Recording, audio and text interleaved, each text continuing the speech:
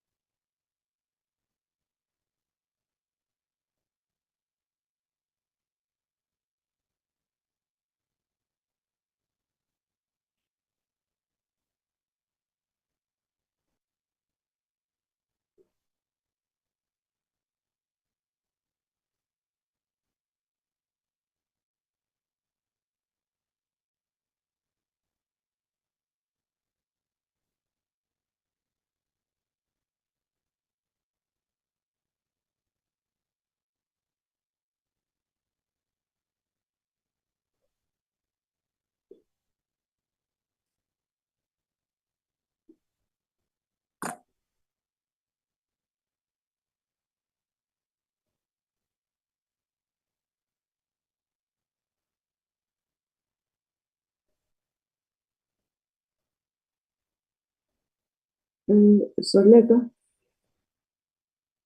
Zo, Madam Chair, Zoleka. Madam Chair, Kukhona umuntu ongo-iPhone apha. kulungile, Madam Chair, I will write them a message. Okay, please. Morning, Chairperson. That's me with my new phone, Dennis Joseph. The iPhone. Thank you, Mr. Joseph. It's Thanks unlike very much. you. This Yeah. new phone of yours. Yeah, I'm at the Parliament, so with the IT, so they assisted me. But thank you. I know it's me, Chairperson. Oh, thank you, thank you. They must assist you. Good morning, Chair. Good morning, colleagues. Who's this one who's having Iloi? Who are you? Morning, Chairperson. Honorable Adams here. I'm back in the park, Pelican Park. So the network is very bad here. I'm kicked out for 3 times now. Okay. Thank you. Thank you. Thank you. Morning, Honorable Adams. We're hearing that you are not in a position to speak louder. Morning, wesihlalo injani network elabora? Hayi. Awubuye wena elabhori ngabe ungibuza lento. Ngisengconywana ndazi yesterday kwi-meeting bendikuya hayi ibingilahla. If ingilahlile ukhona. Hayi ngizobuya kusasa. Uyabuya elabhori hayi suku uyathengisa yazi. Ngiyabuya elabora network yakhona kodwa it's terrible. Hayi buya ubuye lapha ebantwaneni. Andazi ufuna Ngiyabuya kusasa nje ngiyabuya. Awu siyabonga, siyabonga.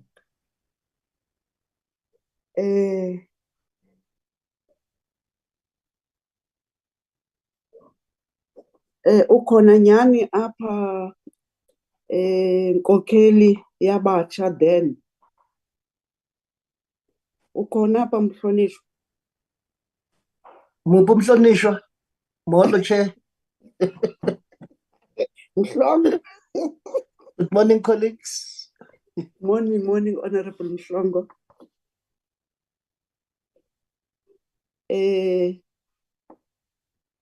Mr. Fuzan.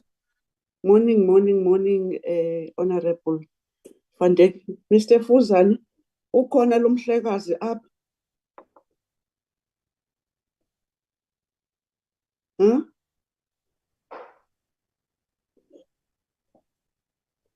Ukhona ibhatyi yakho apha, Mr. Fuzan?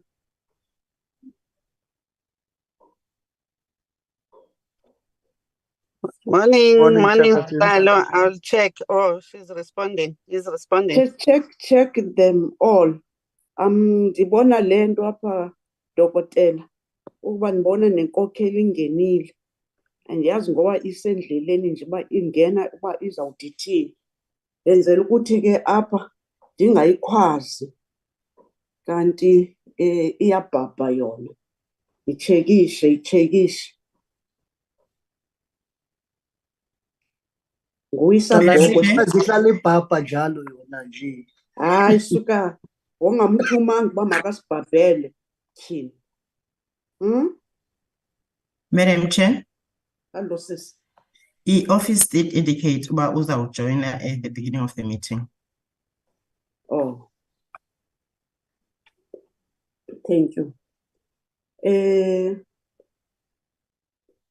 Can I take this opportunity to greet you all? I'm trying to be on time. Some of us today were going physical, but at least our transport will be arriving at 12:30 according to our agenda. By then we'll be done. Let's try our best not to do for us. Honorable members, I'm declaring this meeting open Today, as Honorable Mhlongo is saying, that our minister is always flying up and down. I'm suspecting we all appreciate that this is the Committee of Sport, and we're appreciating that the sport in South Africa, they are all trying to be leaders of world. I'm taking this on behalf of the committee. I would like to congratulate Mamelodi Sundowns on their inaugural victory of the African Champions League, which was on Sunday in Pretoria. We are saying to you, your hard work, your dedication, your unwavering commitment have truly paid off, and it is with great joy that the entire nation celebrates this momentous milestone with you. We've seen our minister presenting the committee and the country at large with our president. But also, as we're speaking, we are proud to say that you, beloved Protea team, we are congratulating you on reaching the semi-finals for the 5th time. This is a testament to your exceptional skill, teamwork, and unwavering spirit on the field, like we've seen the rugby champions. As we are preparing to face Australia, hoping that our leadership is going to be with you in coming 2 days, I want you to know that the entire nation is rallying behind you with pride and anticipation. Give it to you all and leave nothing on the field. Your journey to the point has captured the hearts of millions of South Africans, and we are believing in you, that your ability is to shine in this crucial moment. Wish you the best of luck in the semi-final. May your skills, determination, and teamwork lead you to the finals. We are saying, go Proteas, go. Honorable members, our visitors on the platform, can I take this now opportunity to ask the introduction by acting DG and the visitors who are in the platform. And when you are doing the introduction, acting DG, visitors of today, you must also give us the apologies in that order. Thank you. Thank you very much, Chair, Dr. Khumalo, acting DG. Switching off my video. Thank you, acting DG. Thank you very much, Sister.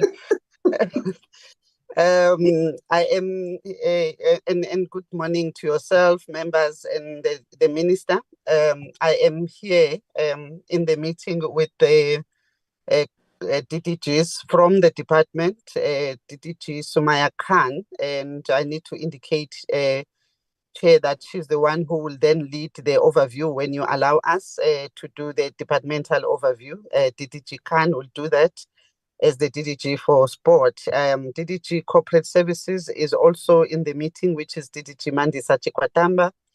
I need to just indicate that we also have the acting chief of staff with us in the meeting, Ms. Nambita Mekane.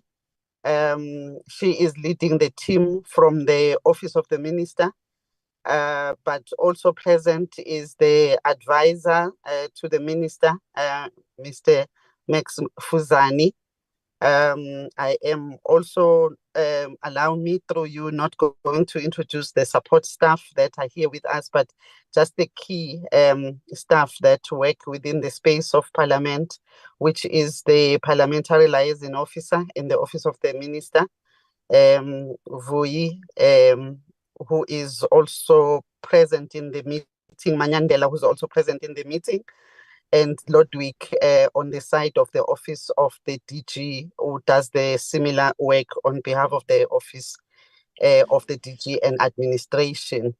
I think, allow me to just introduce those. I do believe that the apology of the Deputy Minister was submitted, who is commuting to perform the duties of the office as well.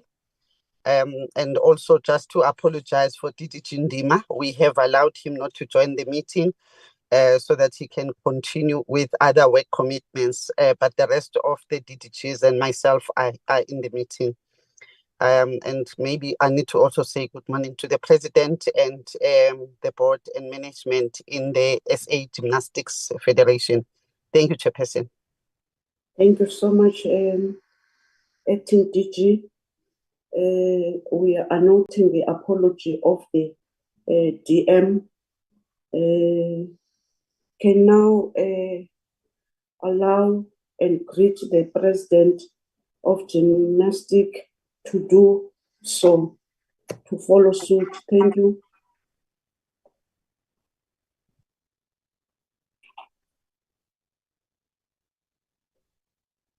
President.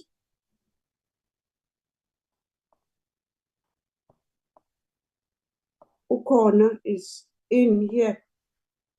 Who can tell us that? Yes, Madam Chair, he is on the platform. You must open umboko. You must open your mic. President. Good morning, colleagues. Can you hear me now? Yeah, boy, yes. Morning, colleagues. My name is Donny Jurgens. Thank you for this opportunity. I'm greeting you from the lovely town of Calvinia in the Northern Cape. Thank you. You can tell who is in here, who's not in here. That's the process, President. Okay, my apologies, Chairperson. From Gymnastics South Africa, we have my second Vice President, Kio Mokolopo Meyer. Kio, you can wave. Also got another member of my... Yeah. Young woman. Yes. She's not that young, but fine. Don't compare her with you. This is a young woman. Please. Yes. Then we also have a member of our management committee, Chanel Gaspar from KZN. We also have our acting CEO, Kobus van der Walt. We have our development manager, Marty Harry. We have our participation manager, Karen. We have an EXCO member from Gauteng, Anton Jordan. I hope I haven't met anybody. My first vice president is just in a meeting. He will join us as soon as he possibly can.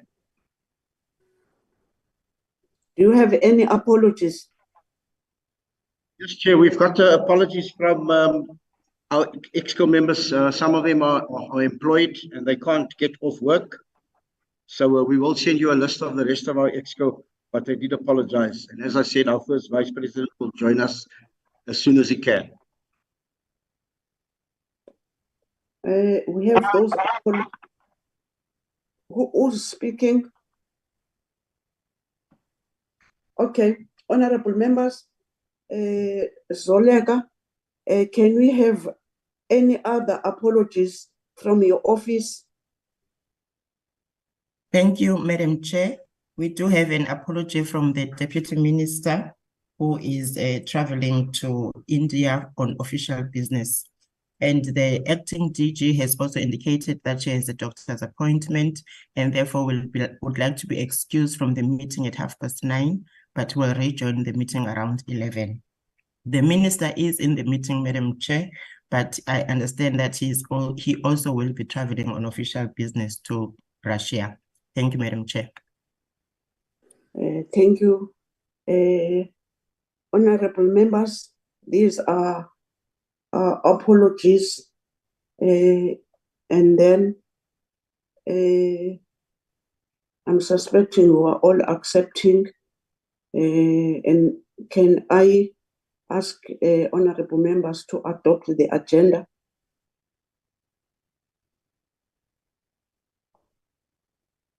Chair, Honorable Support, Zondi. Oh. Honorable Zondi. Thanks, Chair. Good morning. I propose that we take the minutes as presented to us today. Not Thank minutes, agenda. you. Chair. Agenda, Chair. Yeah, colleagues, Chair. Okay. I propose that we take the agenda as presented. Thank you. Thank you, Honorable. There's somebody saying, Chair. Honorable Adams. Yes. Honorable Adams, all the hands are here. I don't see your hand. The next hand is Honorable Sibia. Thanks, Chairperson. Greetings to everyone. I'm seconding the adoption of the agenda. Thank you. Thank you, Honorable Malomane. Okay. Honorable Mhlongo. Okay. Honorable members, let me take this opportunity to say that I'm declared this meeting open. Can I do this to greet you, Honorable Zizi Kodwa, Minister of Sport, Arts and Culture? As I was opening, we are seeing you all every now and then supporting all the codes, all the sport-related issues in the country. We do see you when you also with the cultural people of South Africa. We do appreciate that and the support that you are giving them. We are pleased as this committee. Can I give you, Honorable Minister, to say something? If you want to say something, or can I give it to you, Acting DG? Minister will tell me what you prefer with your team. Good morning, and thank you very much, Chairperson, and good morning to members of the committee, the President of Gymnastics, the officials from the department led by Acting DG Cynthia Stella Ntomfuti Khumalo. Thanks for this opportunity. Although we are on transit, we thought we should just introduce the delegation chairperson and say this, that as we are aware that we recently held a school sport in Daba. Yes. The apology by DM. She's in transit to Jamaica to implement, among others, the declaration and the resolution of the school sport in Daba. You remember in the school sport in Daba, we were presented a number of international benchmarks, models, and we were impressed by the Jamaican model. So she's on her way at the delegation to sign a memorandum of understanding between ourselves on areas of cooperation and exchange with the Jamaican government, which we thought it will form part of the grassroots foundation in the school sport system, that we think it will propel us and our teams to a greater heights as we continue to build them over a period of time. This past weekend, like you said, was a very exciting weekend from a sporting front. History was made when the president of FIFA attended what is called a derby, which was quite a historic moment. And we have had an opportunity to have some issues to raise with him and his advice about issues of football development in the country. It would have been remiss of us if we don't raise our faith and expectation of what we called a second coming of 2010. We do have a faith that what FIFA had done for the first time to an African continent to give us an opportunity to host in 2010, there will be a second coming of that. we did raise that with the president. And then he understood our expectation, because hosting of such major events, not only has they demonstrated ability to contribute to the economy of the country, but in South Africa, sport has demonstrated beyond doubt its ability. It binds us together, it unites us, it gives us national identity and national reconciliation. So the more we host these national events, this international competition for us, the more we get closer to the nation that we seek to build, a nation that is democratic, united, and non-Russian. So it's been a very exciting weekend, Chairperson. Also, the AFL, the inaugural AFL African Football League, played final in South Africa, won by South African team, very historic in many ways. And I'm quite excited by how we're doing. I'm an en route to India. I have no doubt that Bavuma and them, they will come back. We will lift the trophy and come back with it on Saturday. And with the support of this committee, we will not have achieved from a sporting front all the strides we have made, and the inroads and excitement in the country is brought by the support we have on this committee. But thanks very much, Chairperson. If I do leave the meeting, just know that I'm on my way en route to the airport to on my way to Russia, en route to India, where in Kolkata we'll play in the finals. I have no doubt that we're going to the finals. Thank you very much for that. Thank you so much, Honorable the Minister. Can now Honorable Acting DG talk to us? Excuse me, Madam Chair. Yes. Just to indicate, Madam Chair, that the person who's using a Samsung device is Mr. Chafta. Mr. Chafta, one of the members of the committee. Using what? Using a phone, Madam Chair. Hey. Samsung phone. Hey, Kaya, you have been here, man. You know that we don't want unknown gadgets here. Go and sort that. Thank you, DG. Thank you very much once again, Chairperson. As indicated earlier on, I've requested DDG Khan to take the committee through the presentation. But just to indicate before she starts that the gymnastics, SA Gymnastics, is one of the federations that we're funding as a department, and we do all of that within the funding framework of the department in the space of sport. So much as they are not an entity as such, and you'll see the format of the overview is very much aligned to how the oversight in the space of the federations is done, different from the entities. However, it still becomes important that we play our oversight, not just in terms of the funds, but also in terms of other areas that would be highlighted by the DDG in the presentation. So thank you very much, Chairperson. Through you, DDG. Khan, please take the committee through. Thank you, DDG Khan. Thank you, Acting DG. Okay.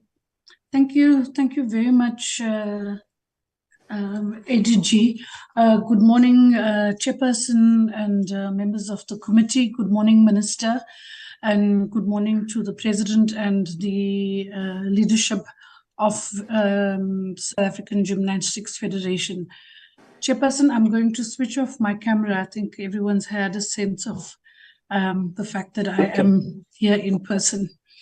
Yes. Chairperson, the focus of our presentation is just to indicate that the South African Gymnastics Federation, they were invited by the Portfolio Committee to brief the committee on the annual report and an overview of the championships that were held in Pretoria in May 2023. From the department's perspective, our presentation will detail support that has been provided to the South African Gymnastics Federation in the 2021-22 financial year and the 22-23 financial years, and also, highlight some of the major events that gymnastics has hosted. Next slide.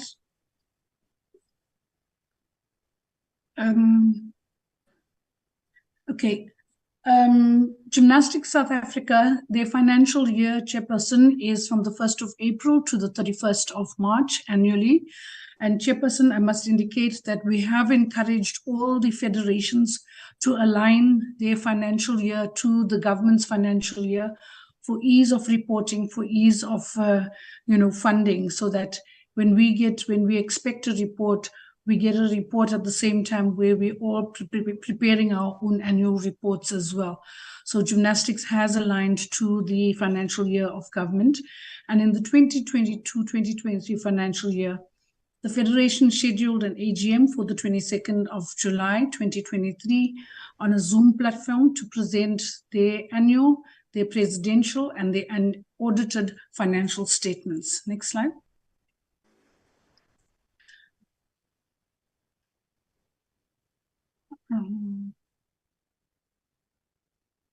I'm not sure why it's taking this long. Let me just read out of my own slides so long, chairperson. Okay. The financial support to Gymnastics South Africa for the 2021-2021 financial year was 5 million rands for both administration and projects and programs. The programs that we supported gymnastics in terms of their business plans that they submit to us were the high performance of athletes, a strategy session for gymnastics, and capacity building programs. And gymnastics will, in their report, also indicate some of the programs and projects that they have delivered. The financial support to Gymnastics South Africa for the 2022-2023 financial year was 3.143 million, of which 1.620 was for administration and 1.523 was for projects and programs. Again, the projects supported were high performance of athletes, their disability gymnastics, and capacity building programs. Next slide. The major events that gymnastics has hosted was the African Women's and Men's Artistic Gymnastics Championships, which were held at Hartfeld Arena on the 24th to the 27th of May. And the chairperson, the president, will indicate the details of the importance of this event and the qualifiers for the Olympic Games as well.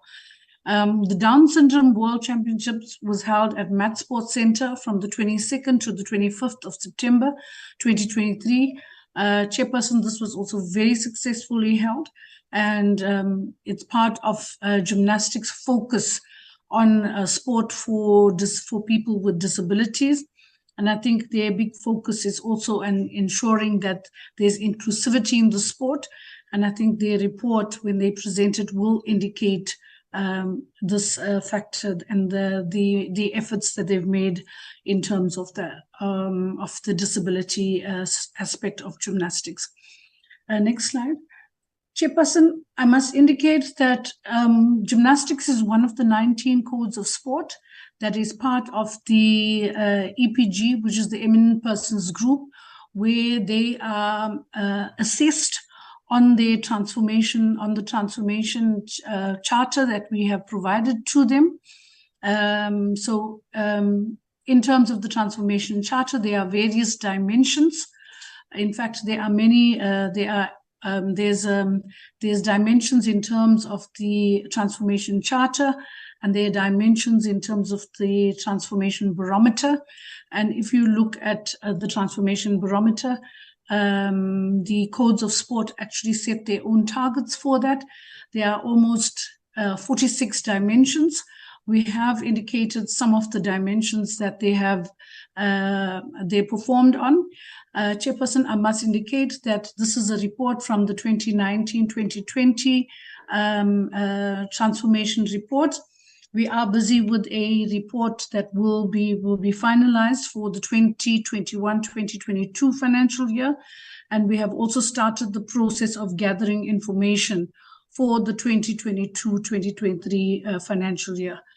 Chairperson, it must be noted that the EPG report is retrospective For example, we will we have started to gather information for last year's performance. So by the end of this financial year, we'll be able to give you a report. Because obviously we are measuring performance of the previous year. So in terms of 1920 chairperson, in terms of the board and administrative profile, their demographics was reported as 58% white, 17% Black African, and 25% colored Indian. And the full-time staff complement reflects a demographic of 40% white, 50% Black African, and 10% colored Indian. In terms of the national teams, chairperson, the senior national team had 55% Black African, 36% white, and 9% colored Indian group. And the female representative in the underage pipeline comprises only of one age group, the under 14s, which was 100% colored Indian, no Black Africans and no white. And the coach and referee structures in gymnastics coach structure has shown little change demographically at 52% white, 41% Black African, and 17% colored Indian demographic. And the federation's referee structure was less transformed than its coach structure, reflecting a predominantly white 72%, Black African 21%, and colored Indian 7%. In their medical and scientific support base, the medical practitioners were 83%, white 17%, colored Indian 0%. And in terms of their physiotherapists, were 90% white, 10% colored Indian. And their biokinesticists were 86% white, 14% colored Indian. They don't have any sports psychologists, I think, that they employ directly, but they would employ them, or they would use them, or procure them as a neederizers when they need them, and they have no computer analysis that they could report on. Chairperson, let me indicate that, as I've indicated, that we are busy with the 2021 report of the EPG. We've not finalized it, but you would find that in terms of the board and administrative profile in that report, it is reflected as 32% white, 30% Black, and then the full-time staff complement reflects a demographic of 23% white, 50% Black African, and in terms of generic Black, they're 54%. You would also see, Madam Chair, in the new report that they've given us, that the senior national males team is 77% Black African, 15% white, and 85% colored Indian group. And the senior female representative team, again, one age group, there's 20% Black African, 60% colored Indian, and 25% white. So you would see, as much as we have not documented it, we will present that report formally once we've completed it and it has been presented to the minister. But these are just stats that we have come through to us to show any update in the picture of the EPG or the transformation charter. Thank you very much, Chairperson. That brings me to the end of the report from the department. Thank you. Thank you, DDG, for that presentation. Now, can I take this opportunity again to welcome the President with the entire leadership which is here. Can you take us through? Now it's your time. Thank you so much, President. Honorable members, Honorable Chairperson, thank you very, very, very much for this opportunity. Let me share my screen.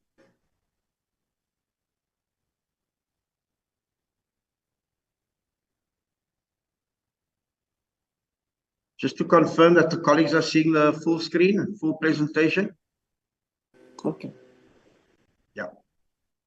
Yeah, from the outset, I really want to thank the committee for this opportunity. I know there are about 80 federations in SASCOC, so you cannot have all of them here. So we really appreciate this opportunity as an Olympic coach to talk to you briefly.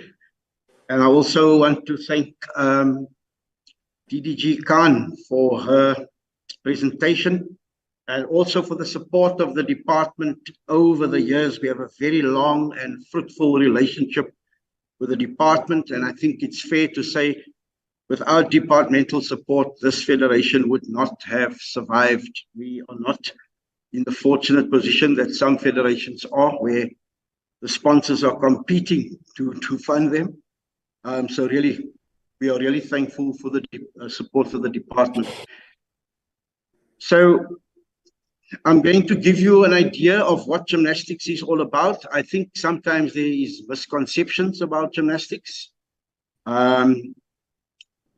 People only see some of the disciplines that we have on television and at the Olympics, but gymnastics is a bit more than that. And you asked me to focus on the South African, our annual report, and I'm just going to pick out highlights. We obviously distributed the entire report to you. It's quite a lengthy report, so I'll pull out some of the achievements and also some of the challenges that we expressed. The African Championships we'll talk about, our Down Syndrome Games, and then we'll also add our National Gym Games, something brief, and then the Figure Artistic World Championships. So I'll try and be as quick as I can, but also without rushing. So gymnastics is not just artistic gymnastics and rhythmic that we see at the Olympic Games. We have 9 disciplines. Out of the 9, 8 is affiliated to the International Gymnastics Federation, and the other one, rope skipping, is affiliated to the International Jump Rope Union. And then besides that, we're also members of our African Union, the UAG, African Jump Rope, Region 5, as well as proud members of SAGF, and we are obviously recognized as a federation by the Department of Sport, Arts and Culture.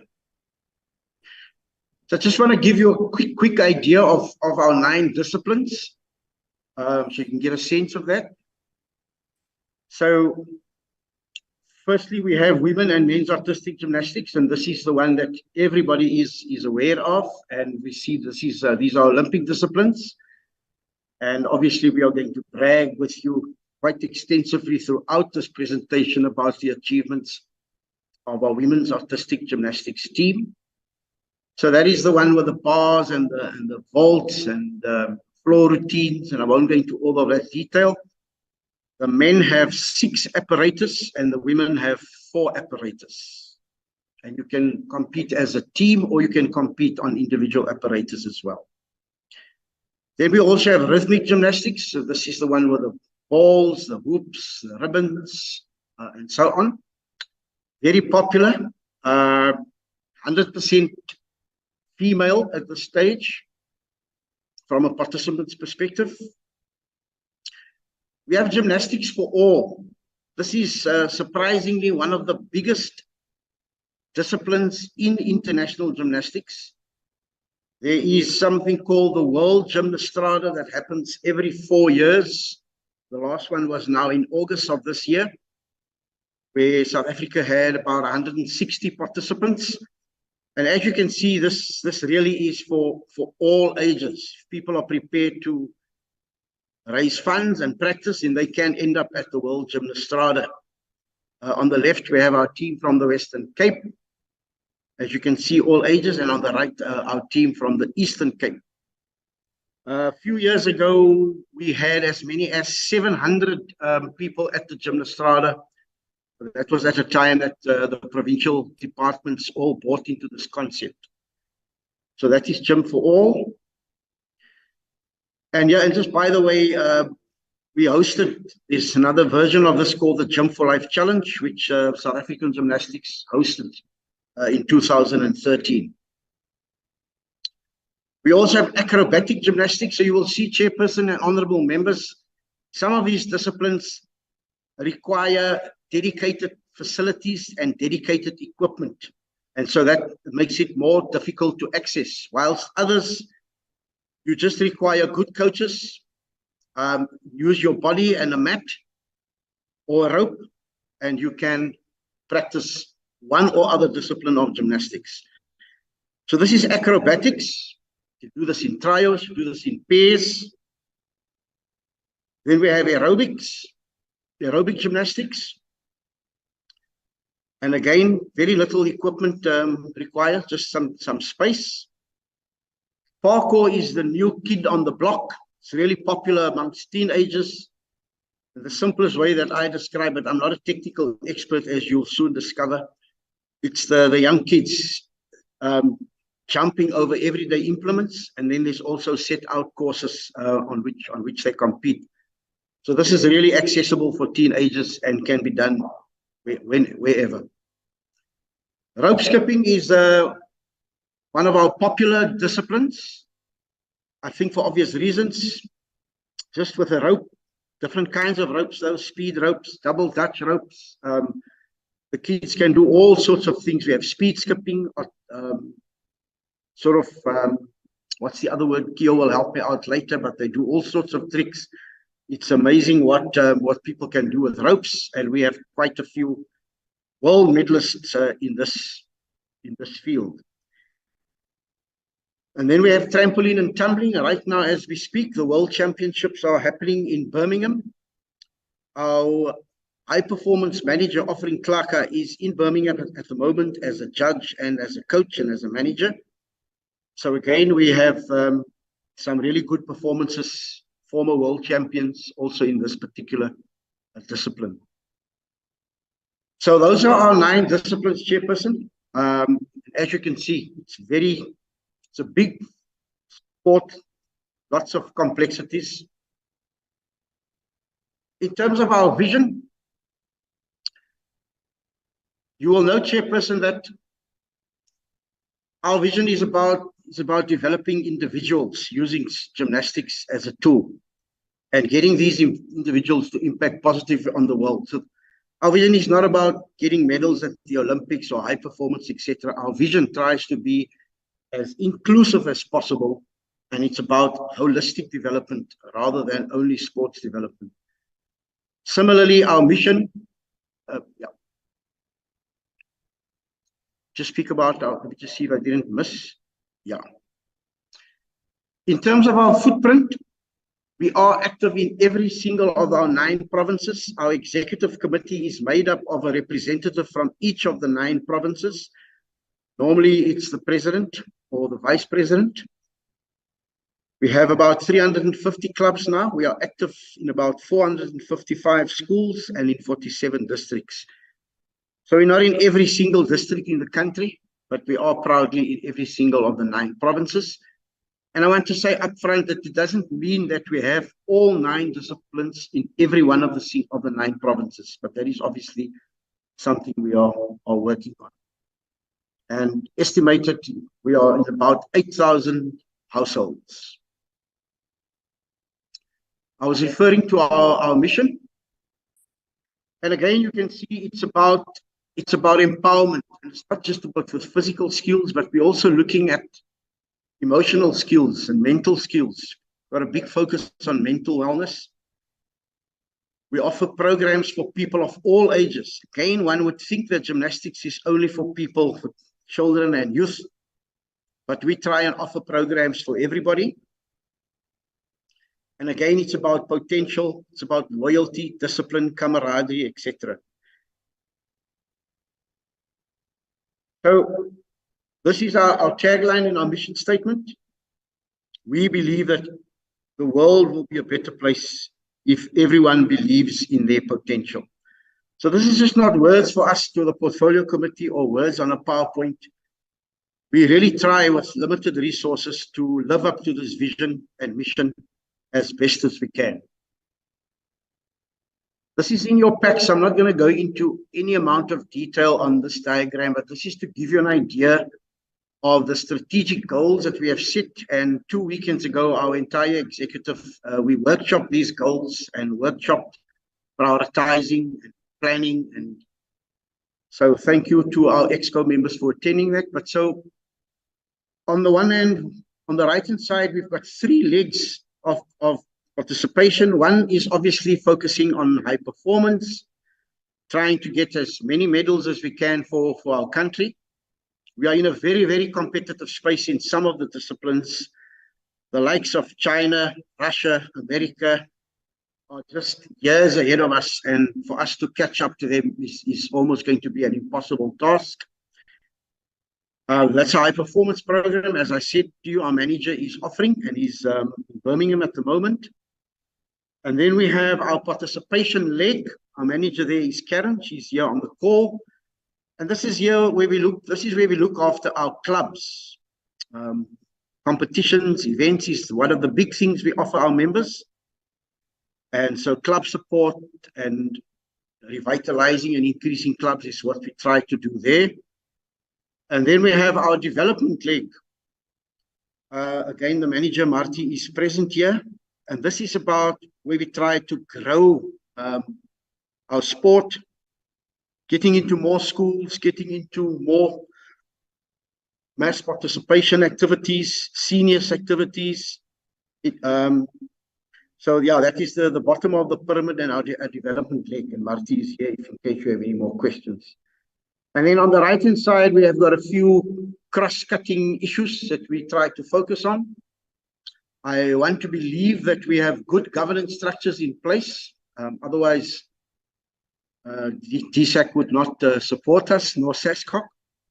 We have quite strong education and training programs, judges, coaches, leadership training, etc. We have good communication and marketing. And again, I must thank the department. A few years ago, we won the Federation of the Year award.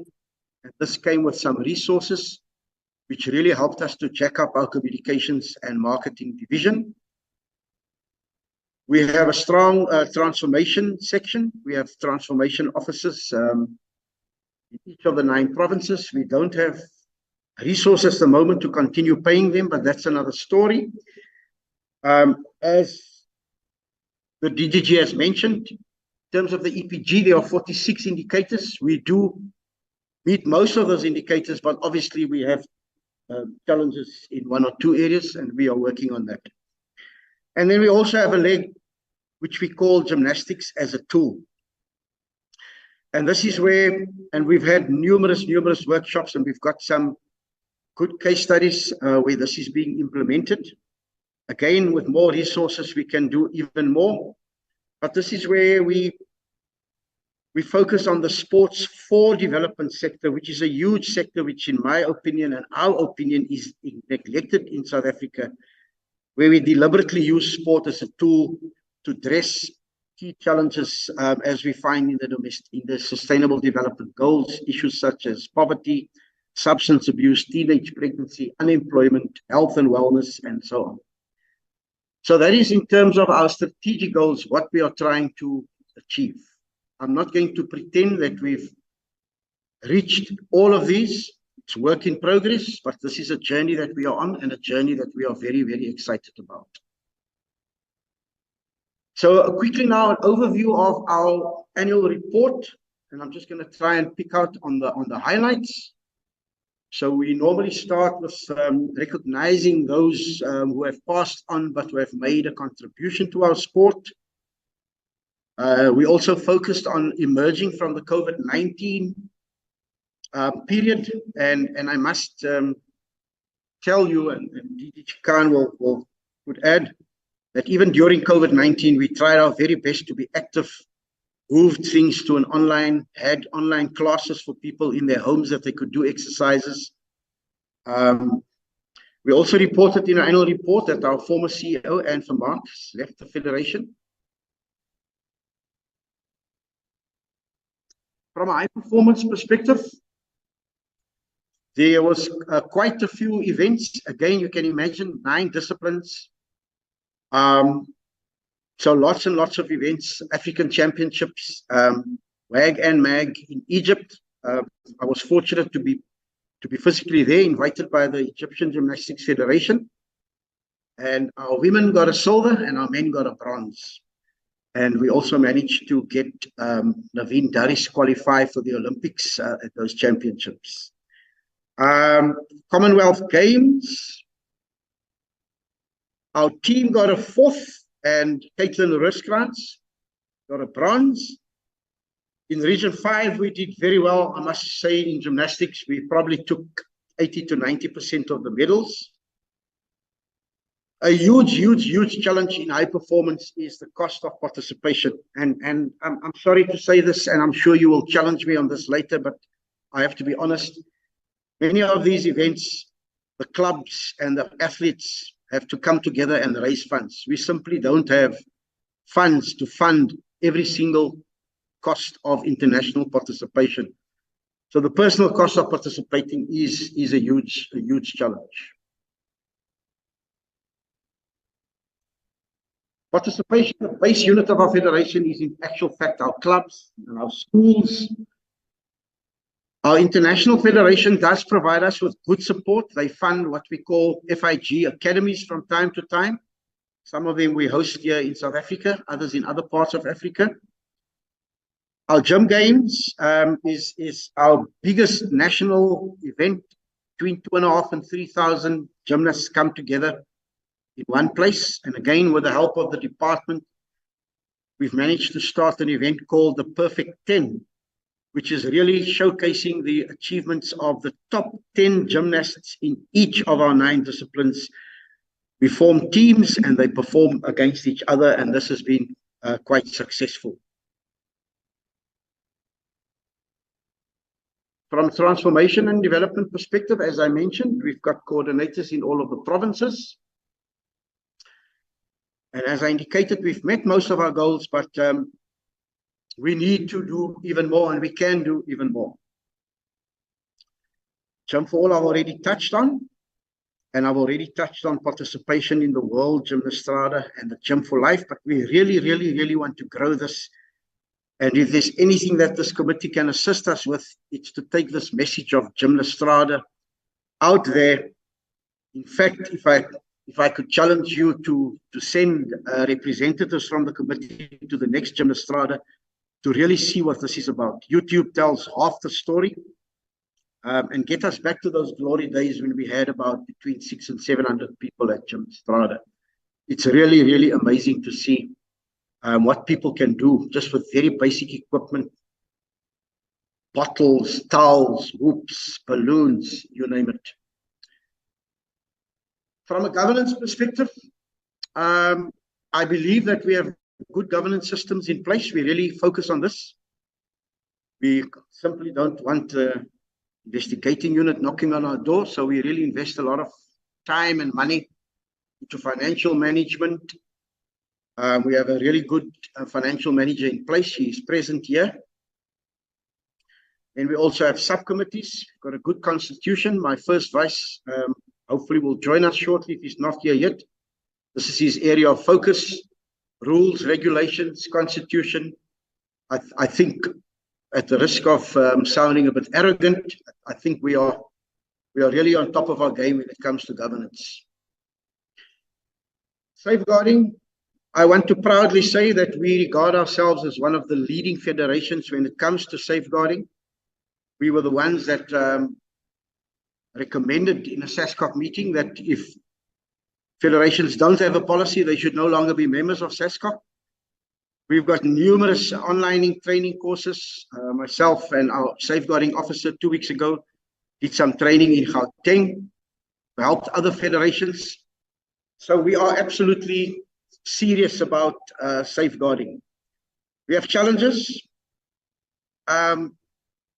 Change management. It's not all the time embraced that we have to change our coaching practices, that what was acceptable 10 years ago is not acceptable in the modern world. We need our registers to be updated more regularly. And again, there's much more we can do. But I think we are on a positive journey when it comes to safeguarding. And this is about keeping 19,000 of our members participating in an environment which is safe from any form of harassment and abuse. Yeah, colleagues, I don't want to sound like a stuck record. And I'm sure many federations that come here have the same challenge. But the issue of resources is obviously a huge challenge. It's our number one priority. We cannot fund everything that we want to do. We really appreciate government support and intervention. We don't have lots of corporate sponsors, and this is not because of a lack of trying. As I indicated, we've got a professional company on board, but we're simply not getting the support from the corporate world that we think we deserved. We do have a task team that's focusing on this, and in fact, we've established a gymnastics foundation. I don't know whether this is in order, but any member of the public, any citizen of South Africa, nudge, nudge, wink, wink, is allowed to contribute to this foundation. And the idea is to establish a strong capital fund that can generate interest, that can fund our activities even more. I'm almost there, Chairperson. Yes, as I've indicated, and I'm not going to go into all of the detail here, but because we have a good partner on board in Awesome Engage, they're really giving us good exposure on social media. I joke and say sometimes they've put a post even before the event, the activity has happened. They are so good. I was at the Down Syndrome Games and they had guys on the floor. 10 minutes afterwards, there's something on social media. So we're really fortunate that we've got this professional marketing service on board. Again, funding is running out, and I really hope we can find money to keep them a bit longer. I want to get to the jewel. One of the jewels of this year and of this presentation is us hosting the 17th African Artistic Gymnastics Championships. This was held in Tshwane, a place called the Hartfeld Arena. And those were our objectives. We actually had 2 events in one. We also hosted Wales, and we had a friendly competition for our younger gymnasts with them. Those were the countries that participated. We had 8 nations. So as you can see, that artistic gymnastics also needs to grow in Africa as a whole. Can really say that almost all the medals were shared between 3 to 4 countries. But yeah, 8 countries were there. And of course, this is our big brag. This hadn't happened in a long time. I must be honest with you. And Egypt tends to dominate artistic gymnastics. They have a little bit more resources and facilities than us. But through hard work, our women won the first place. And the prize here was participation, qualification for the World Championships, which were held in Belgium recently. Our men finished 4th, but I promise you, Chair, you can ask your researcher to check the stats. We were so close to a bronze medal. It was like a couple of points in it. It could be a toe or a knee that pointed in the wrong direction, but we were really close. Our guys gave their all. I'm not going to go through all of this. This is in your packs. This is just to give you an indication of the kind of popularity, the reach that the championships had out in South Africa. Facebook, Twitter, Instagram, you name it. This was really well embraced by the public. And even the attendance was not too bad at the event itself. So yeah, again, not going into all the detail, but yeah, we did quite a lot of interviews, media, and so on.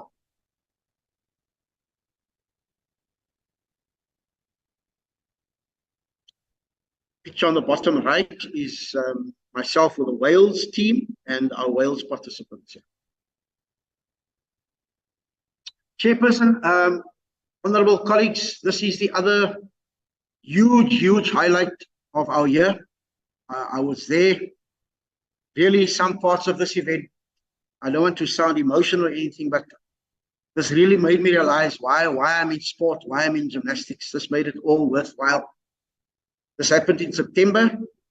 We had participants from 6 countries. We won quite a few medals. So we successfully hosted this championships, a really good organizing team. Here you can see a picture of some of our participants. Our star in Down syndrome gymnastics is standing on the top left, holding the flag. His name is Charles Phillips. He's participated in numerous international events and he's brought home quite a few medals. I wish I could show you chap in the middle, he's from KZN. The way he celebrated jumping off a vault and landing on his feet, that's all he did. And he celebrated as if he won a gold medal at the Olympics. So this was really heartwarming. And we really want to continue to grow this Down syndrome sport. And we met with representatives of Down syndrome sport South Africa, and we're on a journey to increase this even more. Again, lots of good reach on social media, and all our international visitors were really, really impressed with the show we put on. And they promised to come back. And this lines up with what the minister said, the importance of us hosting events is this, because these people also went to visit Lion Park and did some tourist activities before they went home. Lots of publicity. And then, Chairperson, we went to the World Championships in Belgium. At this championships, Caitlin Rooskrans managed to book her place for the Paris Olympic Games in 2024. There was a time in the past when qualifying in Africa or even this was not good enough. You had to be guaranteed a medal. But fortunately, that kind of policy has changed in SASCOC. And the fact that she qualifies means she's going. We also finished, again, this may not sound impressive if you don't know gymnastics all that well. We finished 19th. 26th was our best place before this. So you can imagine from 26th to 19th, breaking into the top 20. Better than the likes of Finland. I think Mexico we also beat, countries with much more resources than us. So this was a real huge achievement for us. We have an opportunity to qualify, I think, one more gymnast at the African Champs, which will be held next year. And yeah, whole thumbs for us. I think that will be held in Tunisia, if I'm not mistaken. Again, lots of positive media coverage.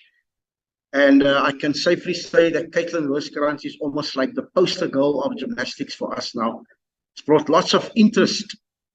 Everybody's asking now, where's there a club that my girl can join? Lots of interest to the sport, and we're really thankful for that. So, Chairperson, just a couple of concluding remarks from my side. In our view, and we may be wrong, but we believe that we are delivering on the mandate of government, the National Sports and Recreation Plan in particular, perhaps more than some other sports can, and that is because we cater for people from the cradle to the cave. Any member of the portfolio committee present here, you are more than welcome to come try your hand at parkour or gym for all. So literally it's for everybody, and not many other sports can say that they cater for people from the cradle to the grave, different genders, different abilities, etc. We are able to combine sport with culture, with dance, with music, with song. Music is a huge part of our sport. We encourage an active lifestyle, people to get off their couches, away from their TV remotes, and get physically active. That is a huge part of what we do. We also encourage positive attitudes.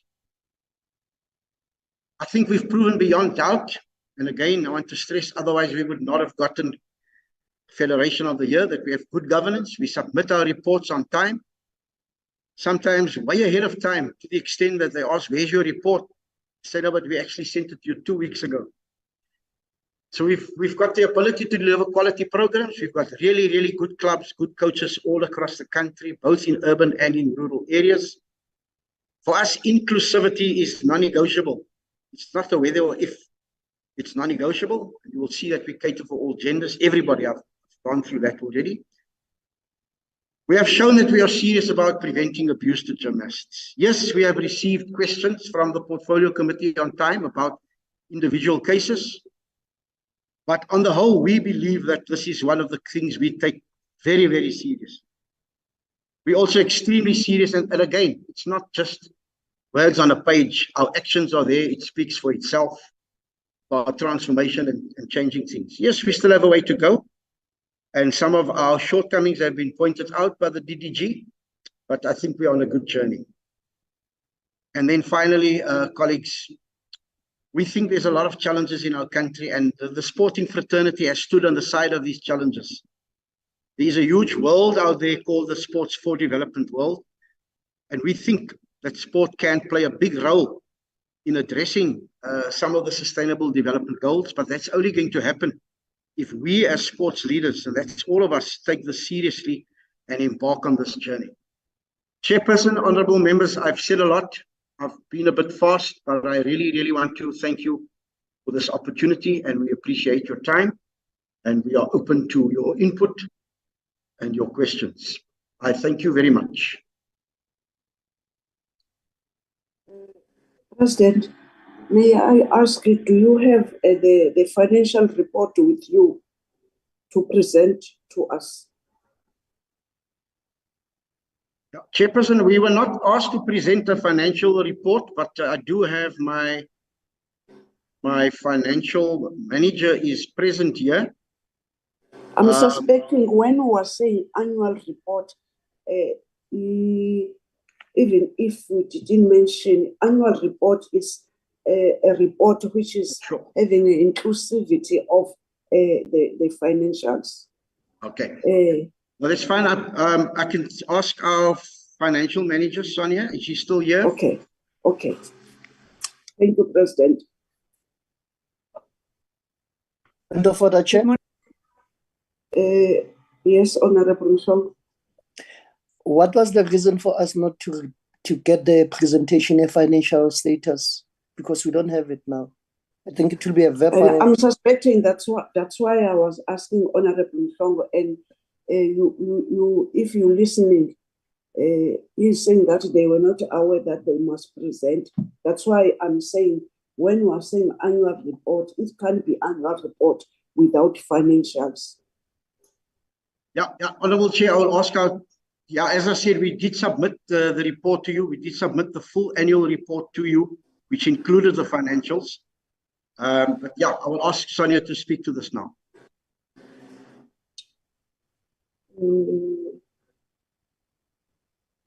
Honorable Good members. morning. Okay.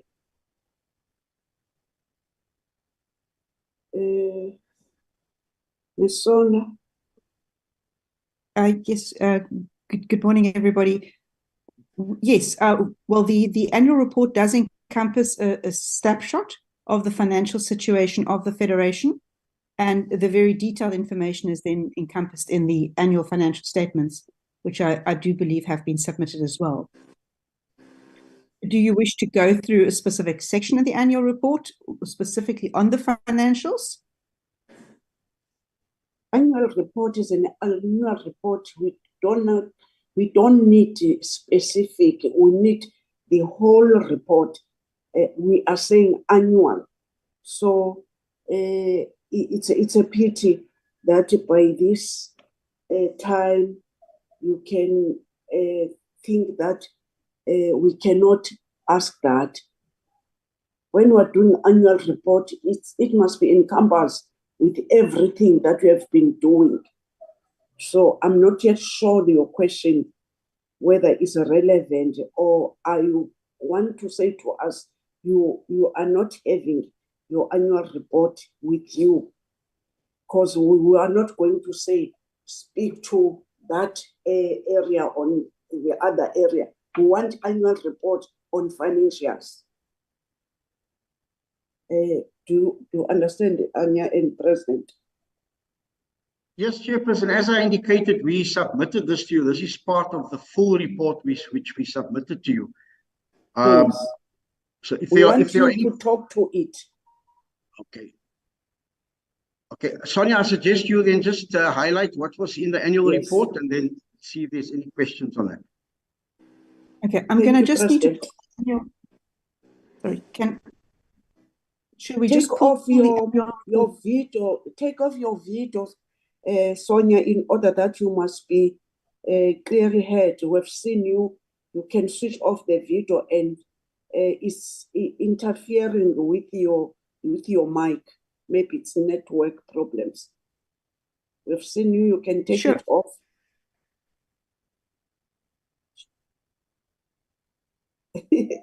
Thank you.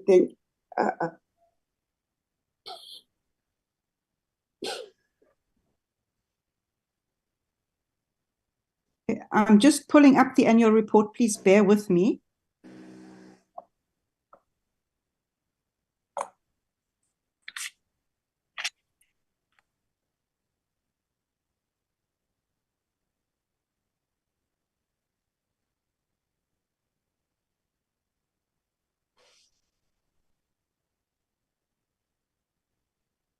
Honorable members, as you are aware that they did not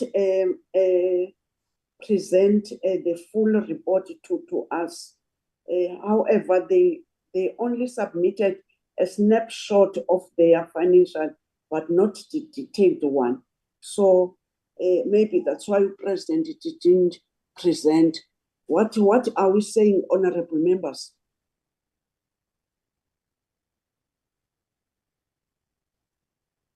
President, you want to say something? Honorable Mhlongo? Yeah, I wanted to say that in future, I think maybe this is their first time coming to us.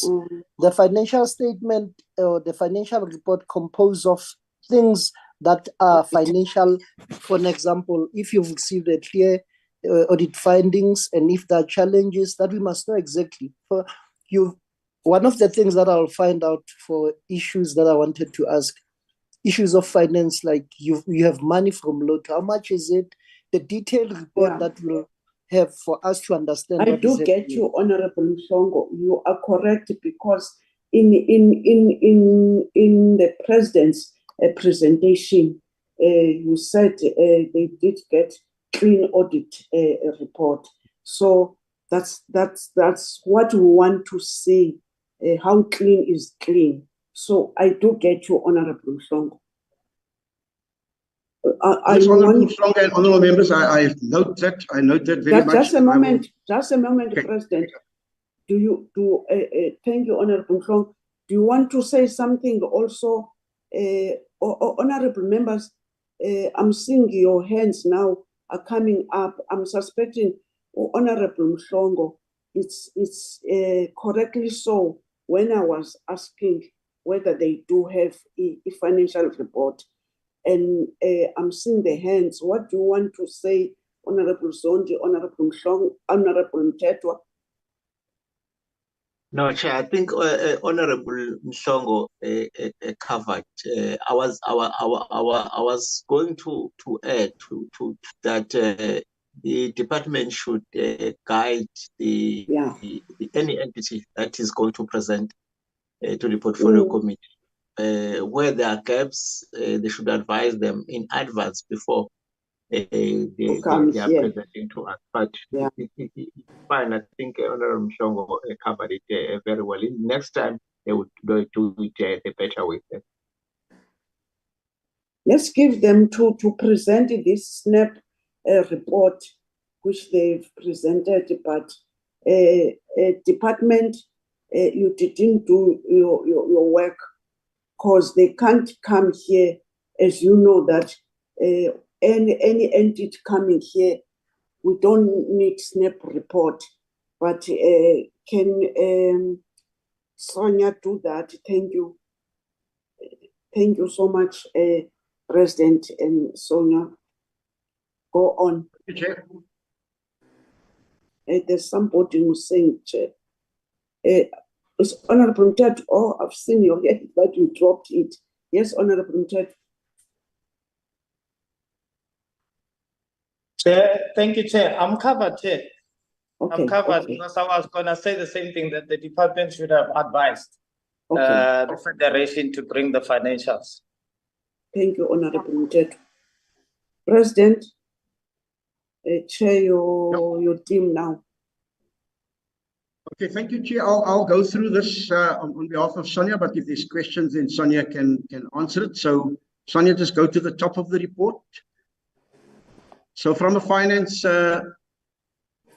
perspective, some highs and lows, some successes, and our strong relationship with the Department of Sports, Arts and Culture, which I already referred to earlier on, and with SASCOC and with the Lateral Lotteries Committee, UAG, also provided us with support, and the FIG. So we've managed to survive. We've managed to survive COVID as well. So our lotteries grant of 1.5 million, and that is how we used it. Administration 300,000, high performance, men's and women's artistic gymnastics 997,000. Our trampoline and rhythmic gymnastics 137,900, close to 140,000, 138,000. High performance rope skipping and parkour 64,000. Had our rope skipping boys that went to world champs in America, amongst others. Our DSAC annual funding grant of 3.1 million, 1.6 on administration, 100,000 on disability and inclusive gymnastics, 243,000 in capacity building, 954,000 on men's and women's artistic, 121,800 on trampoline and rhythmic, and 103,000 on high performance rope skipping and parkour. So, Chairperson, yes, I can confirm, and again, we will gladly send you the detailed report together with the auditor's report. But there is a summary of the information. Clean audit, as clean can be.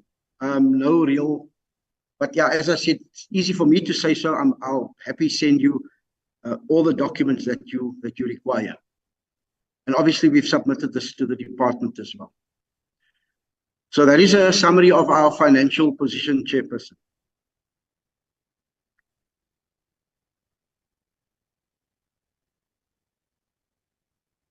And once again, I apologize for not including this in my presentation. No, we'll talk on what you presented to us, and I'm suspecting some honourable members they've read what you presented, and we'll focus. But our department is taking note of what you were supposed to do and also your good selves. Honourable members, we are doing well with the time. So now I'm seeing the hands in front of me is Honourable Mhlongo, Honourable Mthethwa, Honourable Zondi, Honourable Malomane, Honourable Sibia, Honourable Veronique. In that order, honourable members. Thank you so much, President, with the presentation. Honourable members, as you are aware that I'm coming from a sport family, I'm having a little daughter which is schooling in PE, is doing gymnastic. Sometimes I'll be becoming worried when he's stretching herself too much, saying, God, but I know that this is a very important sporting code, also this one. Honourable Mhlongo. Thank you, Chair. Chair, we welcome the presentation, and thank you, President and Sonia. And in future, I think we'll get the detailed financial report or presentation, so to say.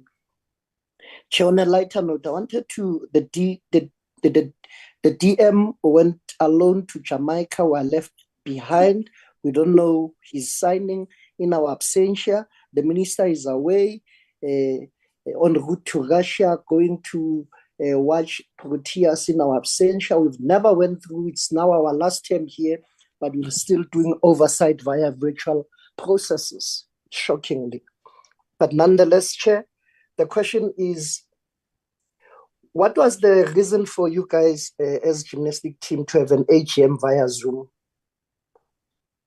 And how many members did attend your AGM? And can you share a copy of your constitution? And regarding transformation and leadership development, I see you only have today, I'm not sure. Can you give us the composition of the entire team?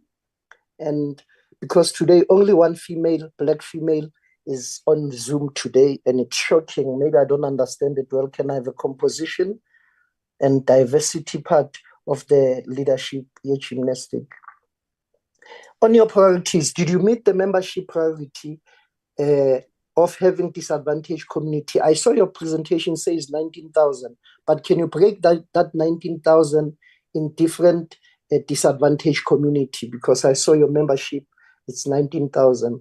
How many members in the grassroots level, for an example, who you trained, coached, judged, and administrators, and give us provincially, how many are there in Gauteng as an example, and you give us the composition therefore, and then the clubs too. How many clubs do you have in different provinces, and the establishment of new clubs, because it's one of your priorities. How many this year have you established, this year only, to see exactly new clubs, especially in the disadvantaged community?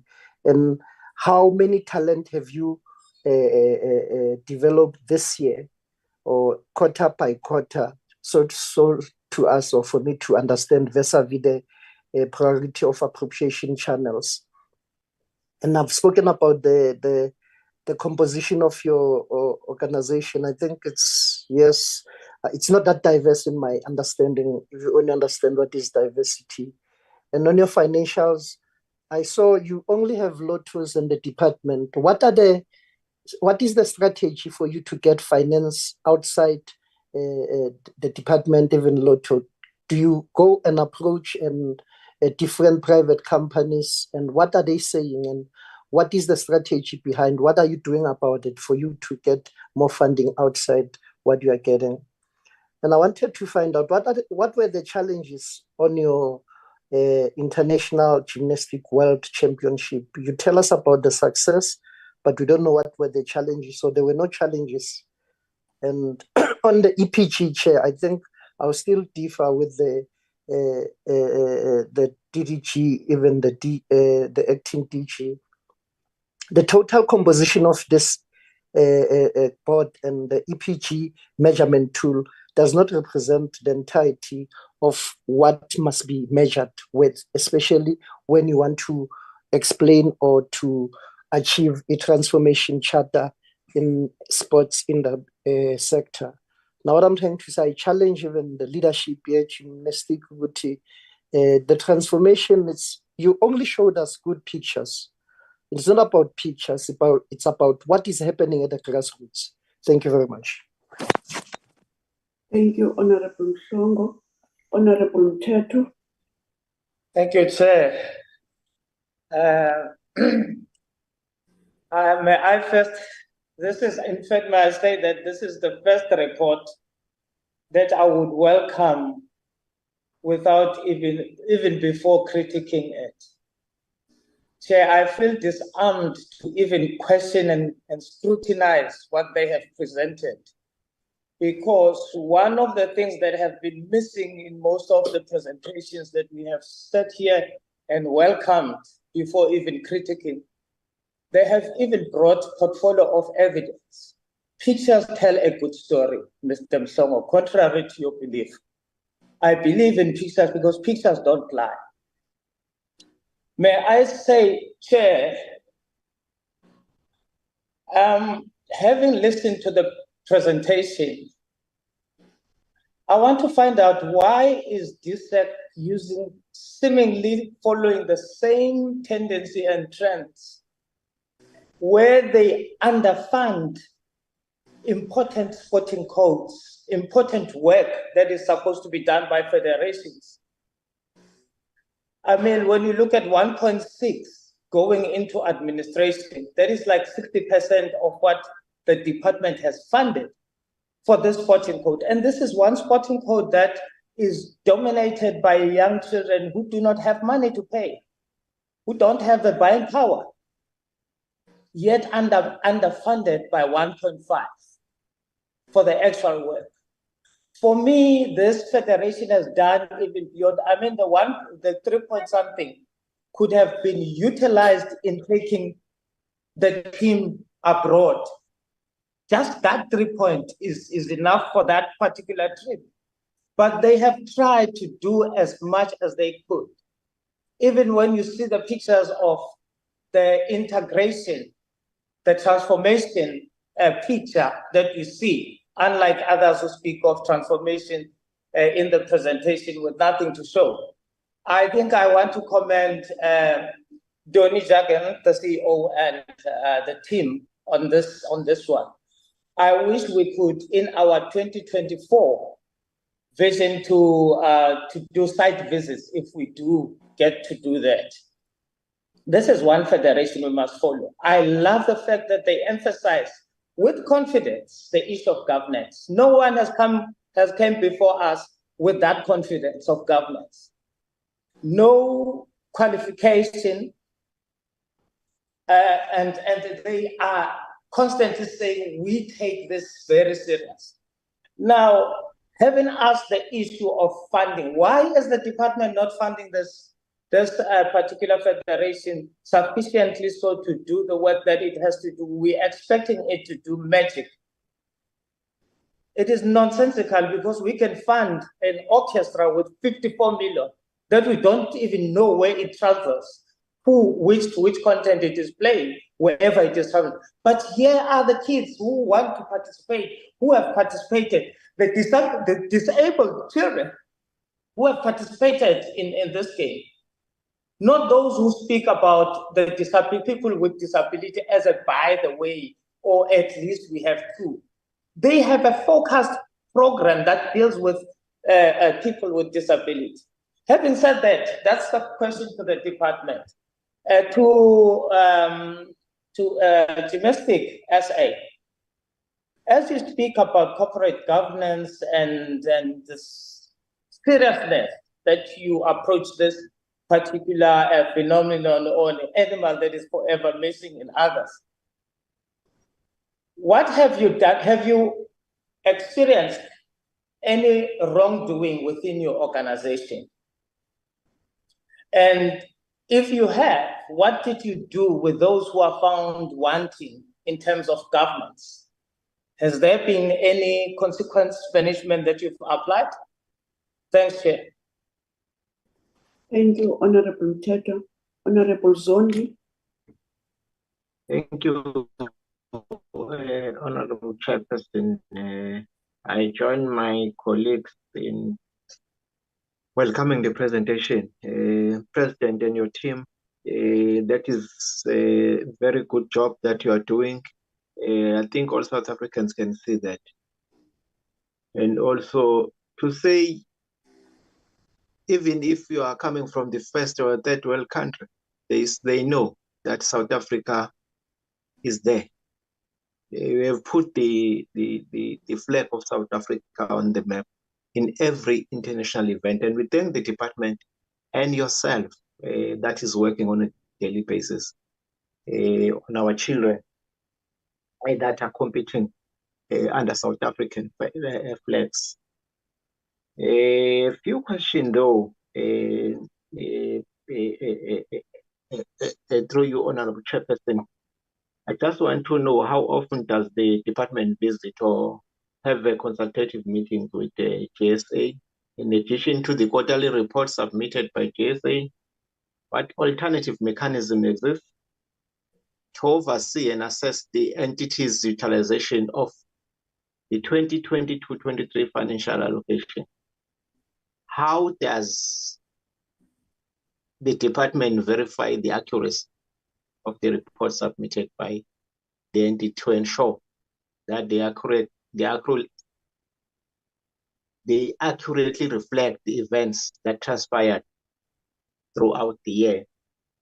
And the next question is with regard to the marketing expenditure. Could GSA clarify the committee the reason for the marketing expenditure exceeding 800,000 in 2022-2023, as it was zero in the previous financial year? Does this imply that there were no marketing activities conducted by the entity throughout the entire 2021-22 financial year, especially during COVID period? And the last one, Chair, though Gymnastics South Africa is recognized for actively executing its core function and programs as nationwide, as the President indicated. The presentation lacks reflection on the established indicators and targets for each program, rendering it challenging to assess the impact thereafter. Now, can GSA provide the committee with a detailed report demonstrating what were the indicators and targets set for each program? Further elaborate more on the deviations pertaining to what was achieved or not achieved in each program of the entity. And the last one, what measures are taken by Gymnastics South Africa to grow the sports in rural and township areas, especially black townships, where there are no enough facilities?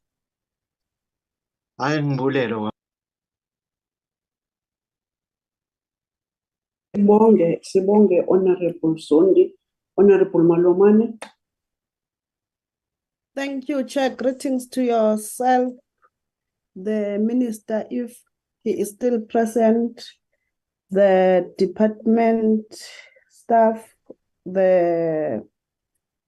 our guest from Gymnastics South Africa, our own staff members and honorable members, greetings. Let me also join in welcoming the presentation, Chair.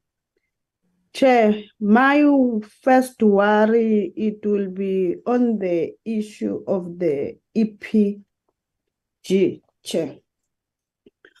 On 16 October, Chair, when the department was presenting its annual report on the issue of federation, national federation meeting the 50% prescribed on charter transformation target, it was not achieved, Chair, which it was also a concern as a portfolio committee. And the reason was that there was a late submission and others, there were no submission. But I believe because on the 3 of Gymnastics South Africa was not part, I believe it was part of the 16 that submitted late. So I just wanted to find out to them, how did they submit their charter of when? Did they submit it on time or what, their charter transformation? The other matter, Chair, I just want to find out on the department to say, I did hear the DDG when he spoke about on the presentation is 2019-2020 EPG, the 2021-2022, they're still busy with it. I will really appreciate if maybe when they finalize this, it can have a time frame. When are they going to finalize? Because it was part of the non-achievement. And also it is a concern because this is a key area when it comes to the issue of transformation. So I just want Gymnastics South Africa and the department to elaborate to us on this, because also on their conclusion, Chair, remarks the Gymnastics South Africa, it says it takes the serious about the transformation and leadership development. But I'm also concerned because on table 6, Chair, if you can check table 6 on project demographical information on transformation, on junior women and men, it's 0 on their actual and the target. There is nothing there, but they are serious about this issue of transformation. And also on their actual target on black senior men, it was 40, the actual is 10, on white is 10, and their actual is 2. That means there are some that they never achieved. But I just want to mention these 2, but in all of them, they never achieved. So I just want to find out why didn't they put the reason, or what are the reasons for not achieving? And also, Chair, if you can check on table 4. On table 4, Chair, it speaks about demographic information on high performance. And then on that table, Chair, they've got 32 actuals or target, and the output is 1. The 31 is not achieved, and there are no reasons why they are not achieved. And I'm asking this based on the issue that they've got an 3.1 million grant that is received from DSEC, 1.5 million from the National Lottery, which, Chair, on there, they said 300,000 was for administration, 997 was for support of high performance for men's and women artistic gymnastic, and 137, Chair, was for support of high performance for trampoline. I just want them to mention whether these funds were not sufficient to them to deliver on high performance or not, because it was their budget so that they can perform on their actual or on their target. And also, Chair, it's a concern to me because on their report, they said there's a lack of funding or shortage in the funding. But when it comes to the issue of the auditor said, even though they've got less fund, but they can perform on their audit finance. The auditor said so. So I just wanted to check what is their challenge. And also, Chair, on my last input on the issue is just to check, to say on the checks and balances, some provinces, Chair, for example, Gauteng, Western Cape, KwaZulu-Natal, seem to be more active and advanced in terms of administration and implementation of program. What specific factors contribute to the imbalances so that other provinces, they don't perform, they are not well? And how is the Federation planning to address these disparities to ensure a more equitable distribution of resources and opportunities, especially in provinces deemed rural? And also, Chair, I just want to check whether does they have a good relationship with local schools through the Department of Basic Education. And also, Chair, on the issue of monitoring and evaluation by DSEC. So this question is based to DSEC, to the department, to say how often do they, I want to repeat the question that was done by Honorable Zond. How do they visit or have consultative meetings with Gymnastic South Africa, Chair? But my query is that the department must improve, because the EPG is very critical to us, the part of transformation and everything, so that they can give us a plan on how to assist, especially the federations, on making sure that they implement their own EPG or charter. Thank you, Chair. Thank you, Honorable Malomane. Honorable Sili. And thanks, Chairperson. Greetings to everyone. We appreciate a report from President and others. But Chairperson, I'm not clear on the issue of consultation between department and GSA.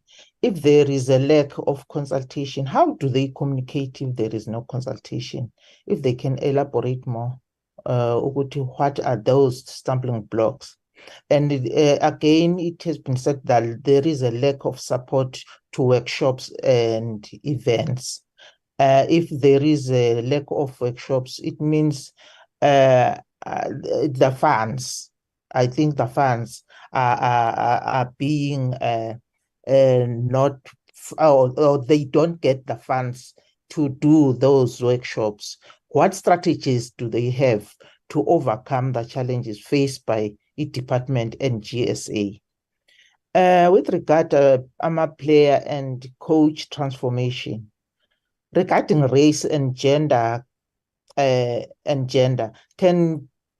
GSA give us a detailed breakdown of the number of coaches who hold international level accreditation or certification? And again, can they give us statistics detailing the representation in terms of race and gender of South Africa at an international level for athletes, administrators, and managers in each discipline of the entity? I thank you, Chairperson. Thank you, Honorable Sibia. Honorable Van Dijk. Thank you, Chairperson. Also, thank you for the presentation. My questions are mostly on safeguarding. My first question is, I want to know how many coaches, judges, and safeguarding officers have done the safeguarding course, and whether you can provide proof of that. Then it's mentioned on slide 21 that Gymnastics South Africa has assisted various other federations in the education of safeguarding officers. Which federations have you assisted, and are there stats to show? Then there's a few matters in the judicial system. What support are you offering the victims? Is Gymnastics South Africa insisting that coaches register with the South African Sport Coaching Association? And then on that specific one, I just want to know how many coaches do you have in Gymnastics South Africa, and how many of these are registered coaches? Then with regards to the, I read about something like regarding inadequate resources to run the safeguarding program. Also slide 21, is the Guardian delivering? And if you don't use the Guardian for external inquiries conducted by SABS, who are you using? And I also want to know if you have considered using the Jashrol Foundation, who has a 100% conviction rate, 100% no bail rate, and a 90% positive outcome on internal matters. And if not, why not? And then the last question is just something I'm curious about. You mentioned the online learning material, and I was just wondering whether parents are also invited to do the course or courses. Thank you. Thank you, Honorable Van Dijk. Is Honorable Mhlongo second hand, or it's a legacy hand? Chair, I apologize. There are two questions which I did not ask, but maybe I'll get a second bite if you don't mind. You can. Please, you can ask those questions. No, thank you. Okay. Thank you, Chair. Thank you, Chair. I'm sorry, Honorable Mhlongo. I've seen a very late hand of Honorable Joseph. I'm sorry, Honorable Joseph. You will be following Honorable Mhlongo, Honorable Mthethwa, after Honorable Joseph. I thank you. Thank you, Chairperson. Greetings to all, and thank you for the presentations. I just wanted to ask, also support the question that was raised on the Imminent Persons Group, EPG 2019-20. I thought it was a printing error first, but then I thought maybe there is no stats. So I also want to ask Ms. Khan, why we're only reflecting on the 2019-2020 stats on the EPG. Chairperson, I want to also just make two comments. I want to congratulate Gymnastics South Africa with all the achievements, and in particular the clubs and athletes that on the ground in the towns do their best to do their own fundraising.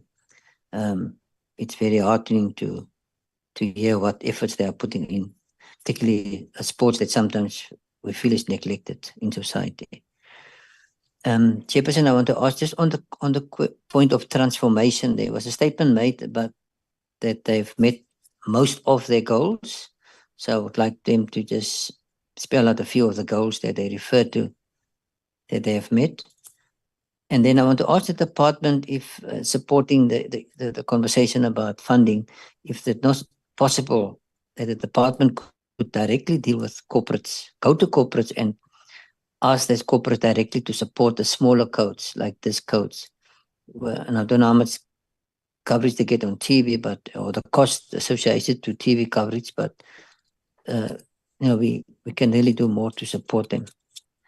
Chairperson, on the finance side, yes, I support the question also on the admin, which the 16.20 million, which was over 50%.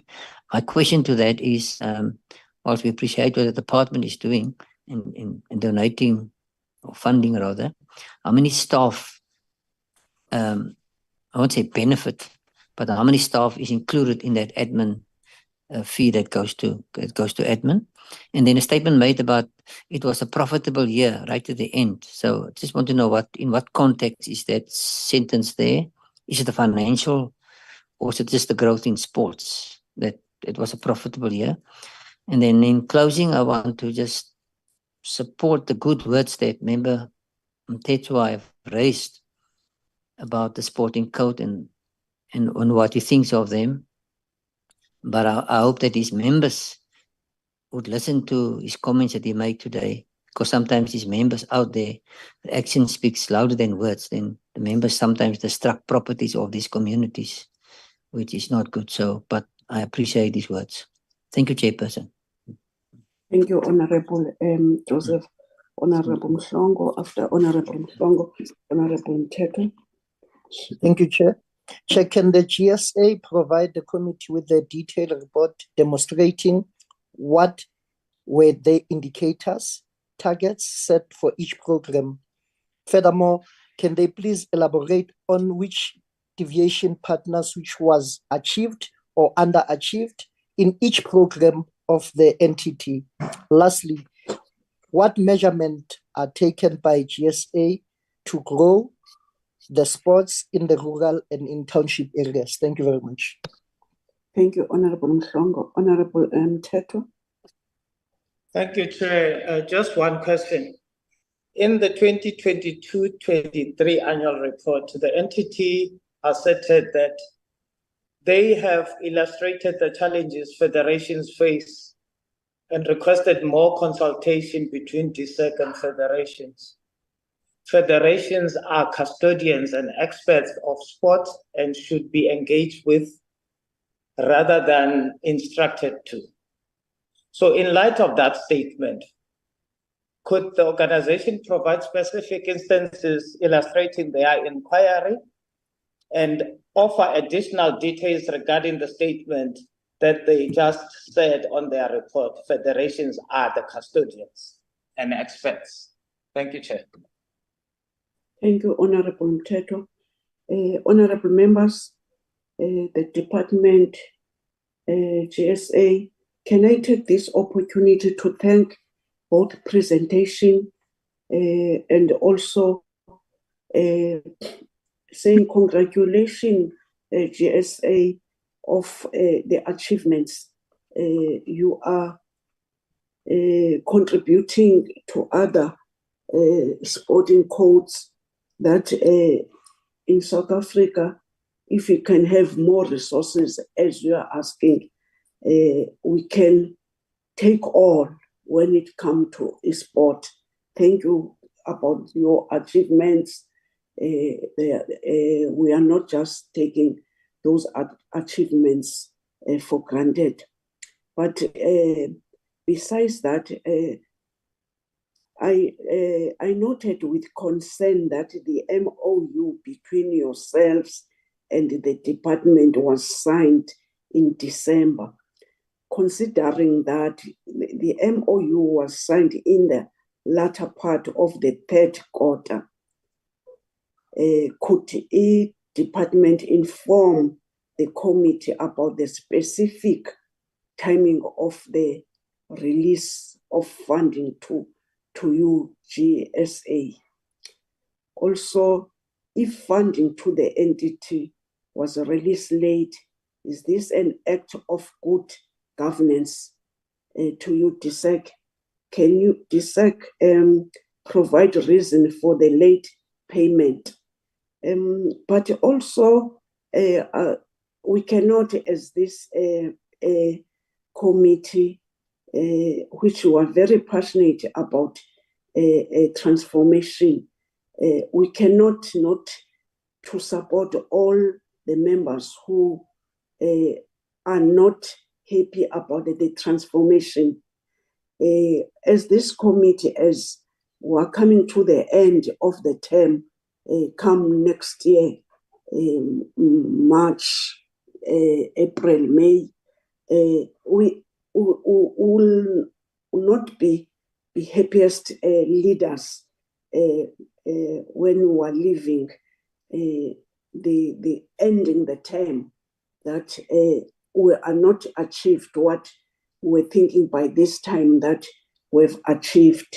So by emphasizing to you, department, and to you, GSA, it must not be lip service, this thing of transformation. To us, it's a real thing, and wanted that everyone who's coming to this committee, we are not accepting to their reports which are not progressive.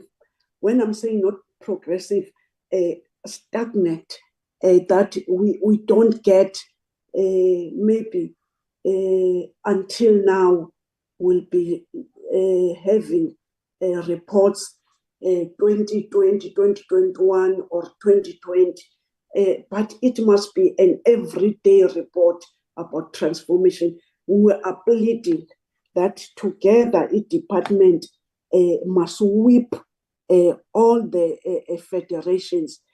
As this committee, we are not happy about the transformation. It is there, but it can't be in a very slow pace like this. I'm not even yet sure whether we're thinking that in order that we must transform this sport, we need billions. I'm not sure our understanding about the transformation. But nevertheless, we are happy with your achievements. But there are still gaps that we cannot not to mention that the gaps are there.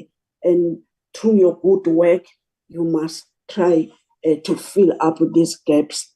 In that, can I give it back to you, President? Everyone must drop the hand. There's, I don't know, the host, your hand is up. Madam Chair, it's Zoleka. They did take the questions of honorable members that you mentioned to me. Do you think there's another? Yes. Yes, there is one for Ms. Adams. Okay. Thank you, Madam Chair. Is it not been asked because immediately that you have said Honorable Adams is kicked out and Honorable Mamabulo, I communicated with Honorable Zonde and Honorable Malomane.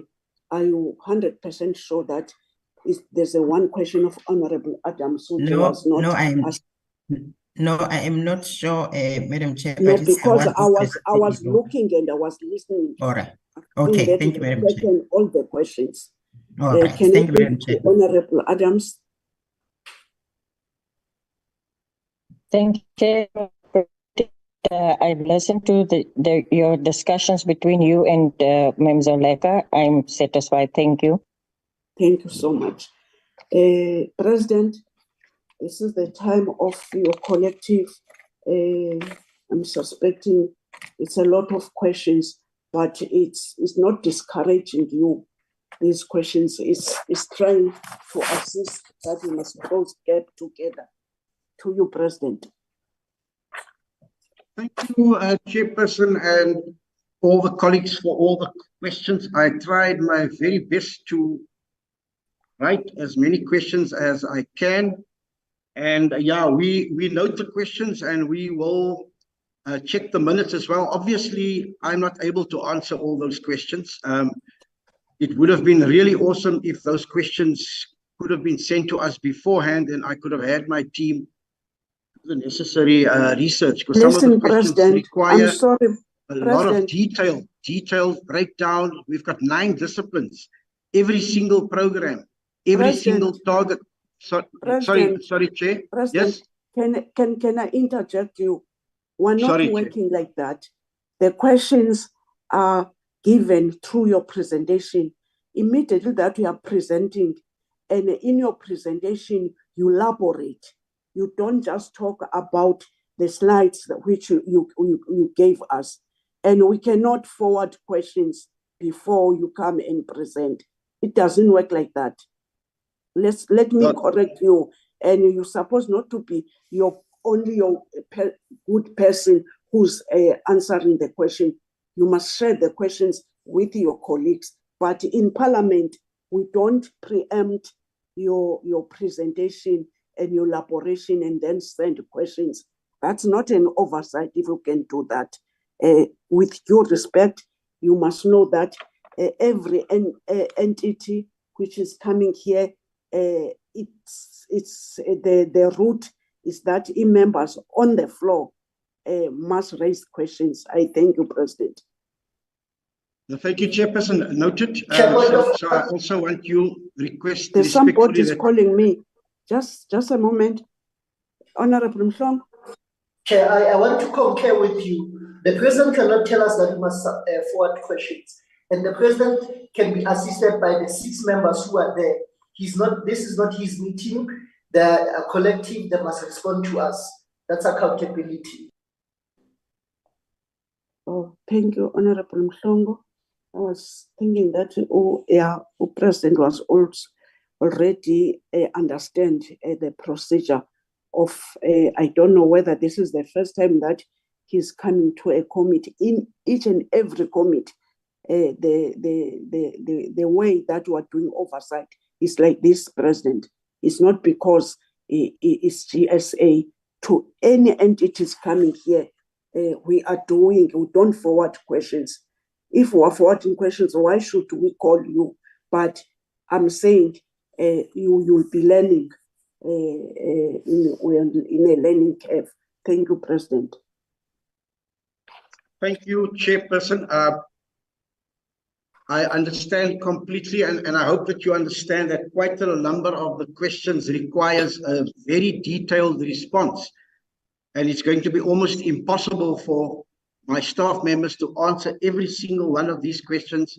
And some of them are asking for a high level of detail, a breakdown of each and every one of our 9 disciplines, every single program.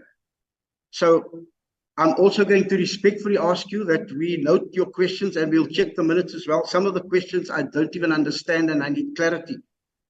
That we would need some time to do all the necessary research and give you the level of detail that you are requiring.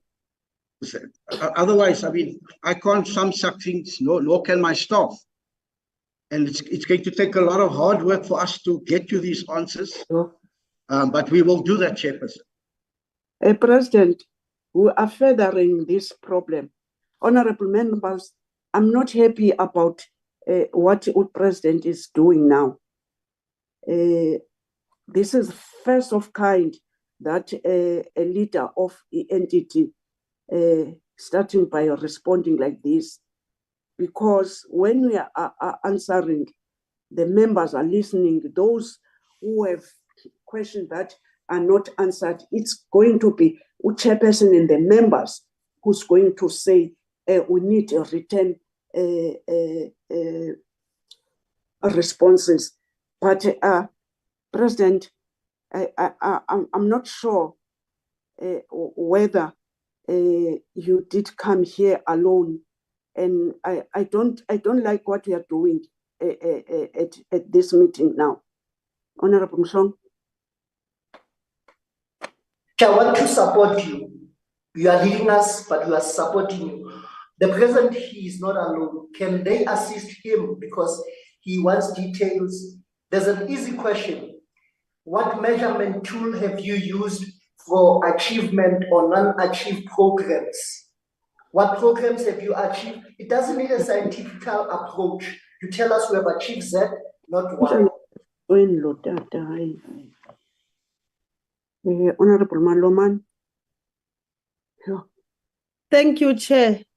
To support you, Chair, the President must respond to the questions. And if there are any other questions that they've never responded, we'll just inform them this is the question that they've never responded. If they do have answers, they will answer. Because now we are wasting time, Chair. No. Can they just respond? Thank you, Honorable Member. I will ask my staff members to come in and assist me. Please, please, President. Yes, yes. Okay. Because again, the questions that you asked, some of them require extreme amount of detail. And I'm not suggesting that you have sent me all these questions, but just a little heads up, then we could have made a much longer presentation with so much more detail. To answer the questions at the level of detail you asked, some of them, every single one of our coaches that did a safeguarding course, their names, a list of the names of all the federations we helped, a detailed breakdown of each of our programs with deviations and targets. Can you assist us to start to answer the questions, because we're giving you a leeway of those questions which we feel that are not answered. You have got a right of taking back, and those questions are going to be forwarded to the chairperson. It's not going to be the first thing that we are doing, but when we are coming, you're supposed to come with the people who were part of the report, who have information, and if you feel other questions are need in detail, and we are going to say that detail will bring back to you, chairperson, in order that I must distribute it to the members. But thank now, you, Chair. Thank you for that help. We are repeating the same thing. I will just try and answer a few of the questions, and then my staff will chip in as well. So one question related to our marketing budget, why did it jump so high? Yeah, so as I indicated, we got an allocation from the department as Federation of the Year, and that was for about 10 million rand. And that enabled us to now appoint a professional marketing company. So that explains that. In terms of submitting our EPG on time, yes, we did. And then just a short word on the EPG. The EPG is a quantitative exercise. It counts participation at international level. So if we say there were no under 14s, then it means no under 14s went to an international competition. Doesn't mean we don't have any under 14s in the federation. The issue of funds not being sufficient, again, if you need a detailed breakdown, we can try and do that. But at the general level, it is clear that we don't have the resources that organizations like rugby and cricket have, and lots of sponsors, where we can really implement everything that we would like to do. In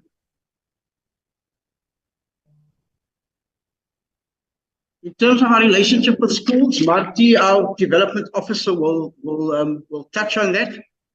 But yes, we do attend all the joint task team meetings. We participate in all the schools' games.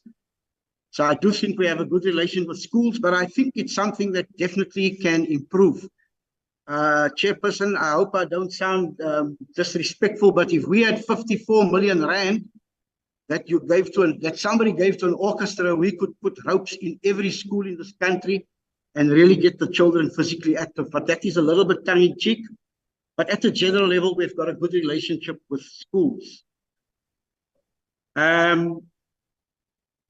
Yeah, the issue around statistics in race and gender in each of our 9 disciplines, in each of our 9 clubs, in each of our provinces, that would take a little bit of time for us to prepare for you, but I'm sure we can do that quite easily. In terms of the safeguarding, again, I need to check how many coaches attended, but it's compulsory. No coach may come onto the floor at gym games unless they did the safeguarding awareness course, which is online. Takes them about 2.5 to 3 hours. Some of the federations we worked with include rugby. Again, I would have to go check all the detail. I've helped swimming myself. I've helped cycling myself. So those are just a couple of examples. Yes, there are some cases that is with in the court system. I think our safeguarding officer may have joined us, so she could answer some of those questions. Parents, we actually started the parents training course 2 weeks ago. We did a training course with parents at SAGF House in Gauteng. Yeah, the EPG, I mentioned this already. I would respectfully request the committee to take a look at the EPG as a tool for measuring transformation. And again, I can send you a detailed report that shows you which targets we met and where we're short. I must tell you now, and again, you will castigate me, some of those targets are going to be very difficult for us to reach. The issue around medical support is where we fail every year. We simply don't have the need for full-time medical personnel. We use them on a need-to-have basis. At the World Championships now, we sent a physiotherapist and she had to pay for herself. So as much as we fail there, we are probably going to fail for a very long time because we don't have money to pay for full-time staff and we don't need full-time medical staff. I can give you a breakdown of our board members. I can send that to you as well. And then again, a detailed report around targets, deviation. Again, we need a little bit of time for that. So I will ask my staff members and CEO also to step in and try and answer a few questions. And that is just at a very high level, what I can answer. Thank you, Chair. Thank you, President. I'm suspecting in future, President, when a president is leading a delegation, once you have acting CEO, CEO need to be your backup, or you need to have an overview, and CEO as a custodian that is supposed to assist the organization to you, supposed to have this information. Can we ask the CEO to chip in?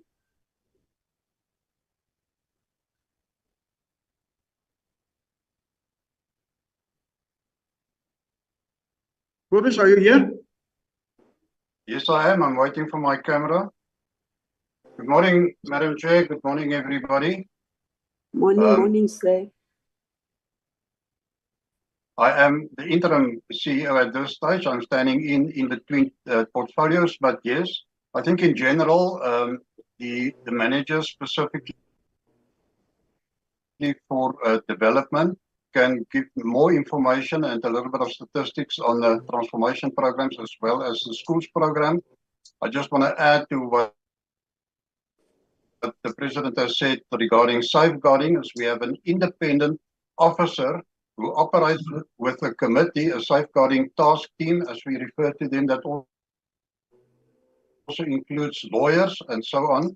So all safeguarding issues within the Federation is handled totally independent of the EXCO and the management.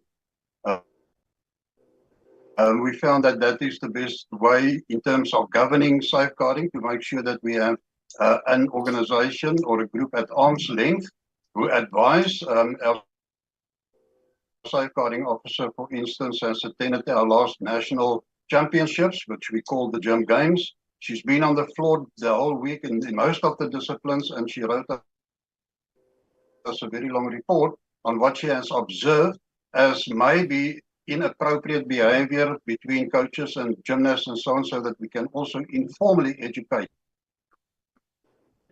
our people and not what they get through the formal channels. And in general, I want to support the President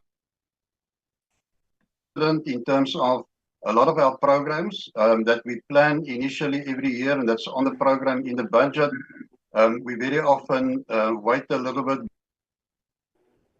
before we have confirmation on whether we do get what is the exact amount that we are going to get at what stage. You refer to that yourself, Chair, and that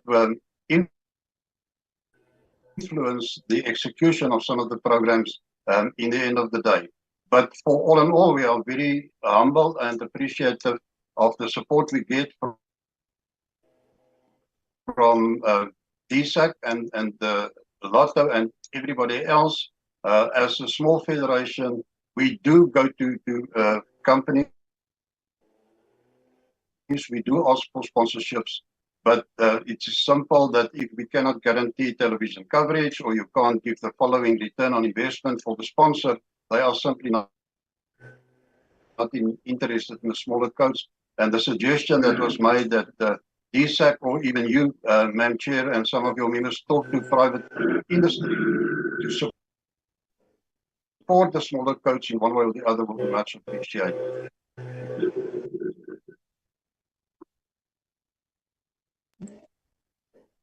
Are you done as acting CEO?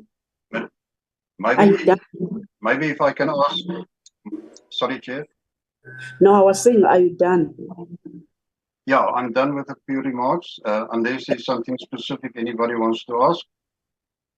No, I will be giving the President to ask any other intake out of your delegation. I'm appreciating your responses, and also, you know, when we are responding, we are appreciating the facial expression of anyone who's in front of the collective, because here we are building the country. We are all leaders. We are not better leaders. We are all leaders. When there are hiccups and gaps, we need to be together, not seeing that you are being grilled. I'm saying I'm happy, and I'm happy about even your facial expression whilst you do have problems. As this committee, we know that each and every entity and federation is coming here will complain about this thing of funds, and we are always aware that when we're debating, we will be supporting each department when we are saying that they need more funds in order that they must fulfill what you want even now to be fulfilled. But as we're speaking, I'm suspecting everyone is knowing about the budget and whatever. But I do appreciate that you are taking this. That is a normal discussion. Thank you so much. Thank you very much, Chair. Yeah, I'm going to ask my development manager also to say something, but I'm also just remembering one more question around our meetings on Zoom. And again, that is an obvious issue of cost, man. If I had my way, then I would like us to meet face-to-face, but it's just not possible. And COVID has sort of introduced this online methods to us, and we kept it even after COVID. It means we can meet more regularly. We meet every month. That means we can communicate more regularly. So respectfully to the honourable member, that Zoom meetings has actually been, and even now, the Zoom meeting we're having here, it's actually been quite productive, yeah. But it's just the issue of costs, yeah. But I'm going to ask Marty to just respond to the questions that she can respond to. She's our Development and Transformation Manager. Thank you, President. Face-to-face meetings, they are good, but in this instant of so many members are at work, so they do have a time to chip in the meeting. Yep. But if it was face-to-face, they were not going to be present at all. At least there are disadvantages of virtual, but also advantages. I thank you. Any other member? Marty? Good morning, everybody. Good morning, Honorable Chairperson, Mrs. Durrane. I really feel honored that I can give you some instant answers to the questions, and I was really waiting for the questions. I appreciate the question from Honorable Mlongo with regards to the measurable successes and what type of measures we take in to actually get to the rural and the township areas. And I've got very good news for you. We have 12 hubs, all within township areas and rural areas in the country, which we have actually managed to equip and give resources and a lot of training since 2018, out of which 5 now became a social enterprise project for us. Namely, the hubs based in KZN, for example, in Amajuba, which is a very rural area.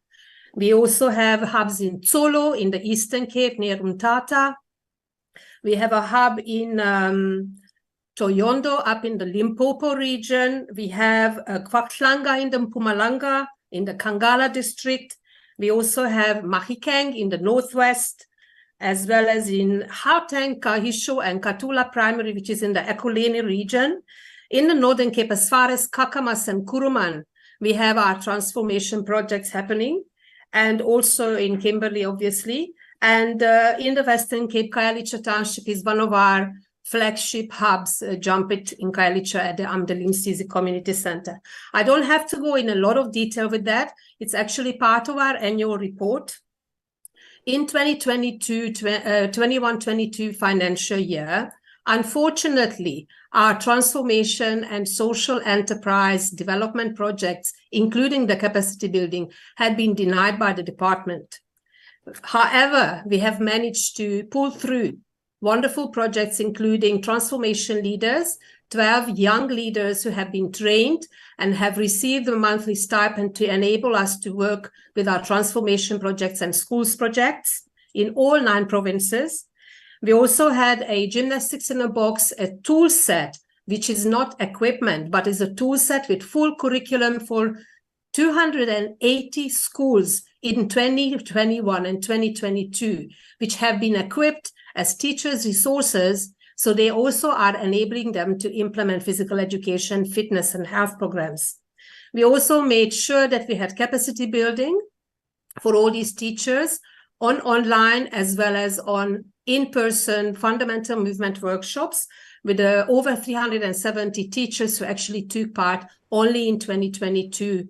Year 2022. You can see that in the annual report in the education, the little grids that I have created in the education report, how many courses and workshops we actually particularly did for teachers training, especially in the rural and township areas. We also have our social enterprise project, which was led by our president as part of our transformation strategy. And with that, 5 of these hubs that I had mentioned had been elevated to a different level, where we further trained the leaders to give them some leadership training, budgeting, communication, and they all had community festivals in the period of November 2022 to February 23. So that was my answer to Honorable Longo, and I've got all the details for you on our quarterly report. I also like to give a little answer to the question for Honorable Mrs. Malumane with regards to the schools. We do have over 280 schools had been equipped, as I mentioned in the transformation project. We have 375 schools that are members. They are non-paying members, but we do have our little annual registration tools that we bring them in. None of the children are paying membership. So our membership is not 19,000. It's much more. The 19,000 is only our paying members that are coming through our system. We do have our statistics about schools and schools participation. We have a regular meeting with the department with regards to schools. And we are very fortunate to be part of the 16 priority course that is actually receiving some support. Obviously, we need much more. What I'd like to add about the schools program is that we actually also do the regular meetings. We have our schools committee, National Schools Committee, and also we have 9 provincial schools coordinators, 8 black female and 1 black male, that is representing their school on our schools meetings and on our schools championships. So we do transformation, we do development, and we are extremely passionate about that. we are very proud of that, what we're doing in there. And yeah, I can provide you with all the fine details. With regards to the question with safeguarding training, as our president mentioned, I can provide you, Ms. Rachel Adams, I think you were, no, actually, Veronica, you were asking about the statistics about the safeguarding training. In the annual report that you have seen, there is actually agreement in education that we trained over 310 coaches with regards to safeguarding, and 280 for other federations that we actually have managed. We also have our safeguarding officers trained. So we have all the details of breakdown, how many coaches have been trained. So I just quickly try to pull the statistics for you forward so you can see that we actually do know what's happening in our provinces. If there is any further question with regards to statistics or rural and township projects, I'm more than happy to provide information. Thank you. You strike a woman, you strike a rock. You know, we nearly not to get this information. You know your things. Thank you so much. And to some of these members, I'm suspecting they will agree with me that you know your things, your work. Thank you so much about this information. And this information is the information that members, they wanted to hear from you. And when we're talking about transformation, and now you unpack without even having the entire details, but we do recognize your responses. Thank you so much. Any other intake, President? Thank you so much. Thank you very much, Chair. I just want to check if any of the other staff members are able to add or answer any of the questions. Sonia, there was a question around profitability. I see your hand is up. Thank you. And any other financial questions? Yeah. Thank you, Good morning. President. May I proceed, Honourable Chairperson?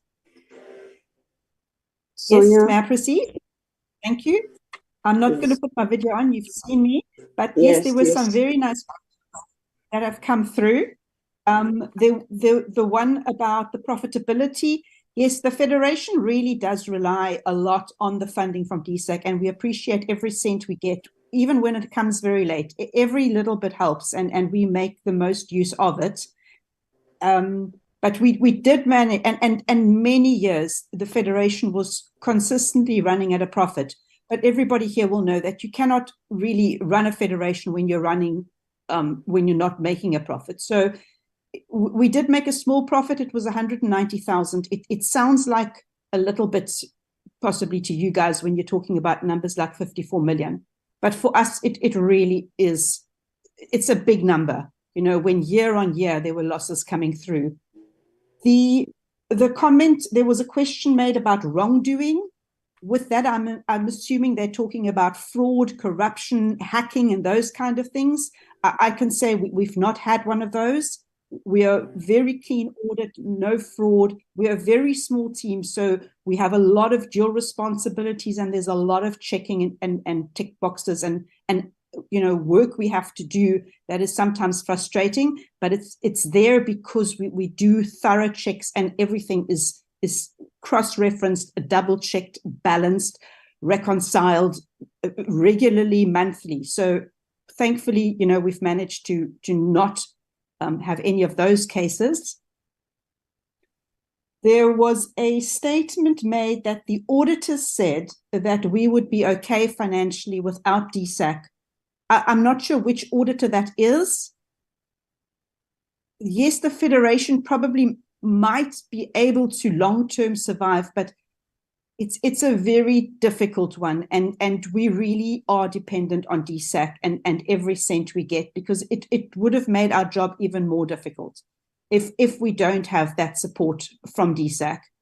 The admin money we were given didn't just go to salaries. It covered a whole bunch of things, from the office rent, the telephones, all those administration expenses that, you know, we keep it to the bare minimum, but are necessary in running as professional as we can an organization that we have. we really do try, and whilst we are a Cinderella and a minority sport, we try and deliver as professional service that we can to all our members. Yeah, I think those cover some of the questions I've jotted down, and we will certainly endeavour to answer all the others that have come through as speedily as possible. Thank you, Mr. Chairperson, you will note another woman. I am totally outnumbered, but anyway, Chairperson, we have our participation manager. She looks after the clubs and the events. So can I ask her to say a few words as well?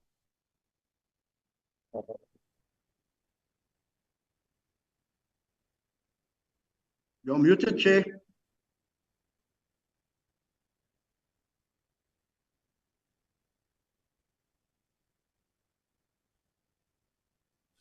You are muted, Chair Sgozo.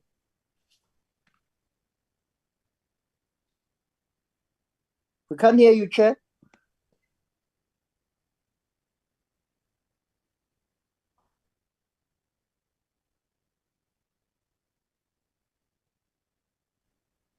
Maybe you can continue, President, to introduce the person who has Hey, the I'm trying to unmute myself. Okay, I'm saying that, President, I've seen the hand of Henry here, but I Karen. was trying to unmute myself. It was not wanting to do so because I'm muted, there's a noise outside.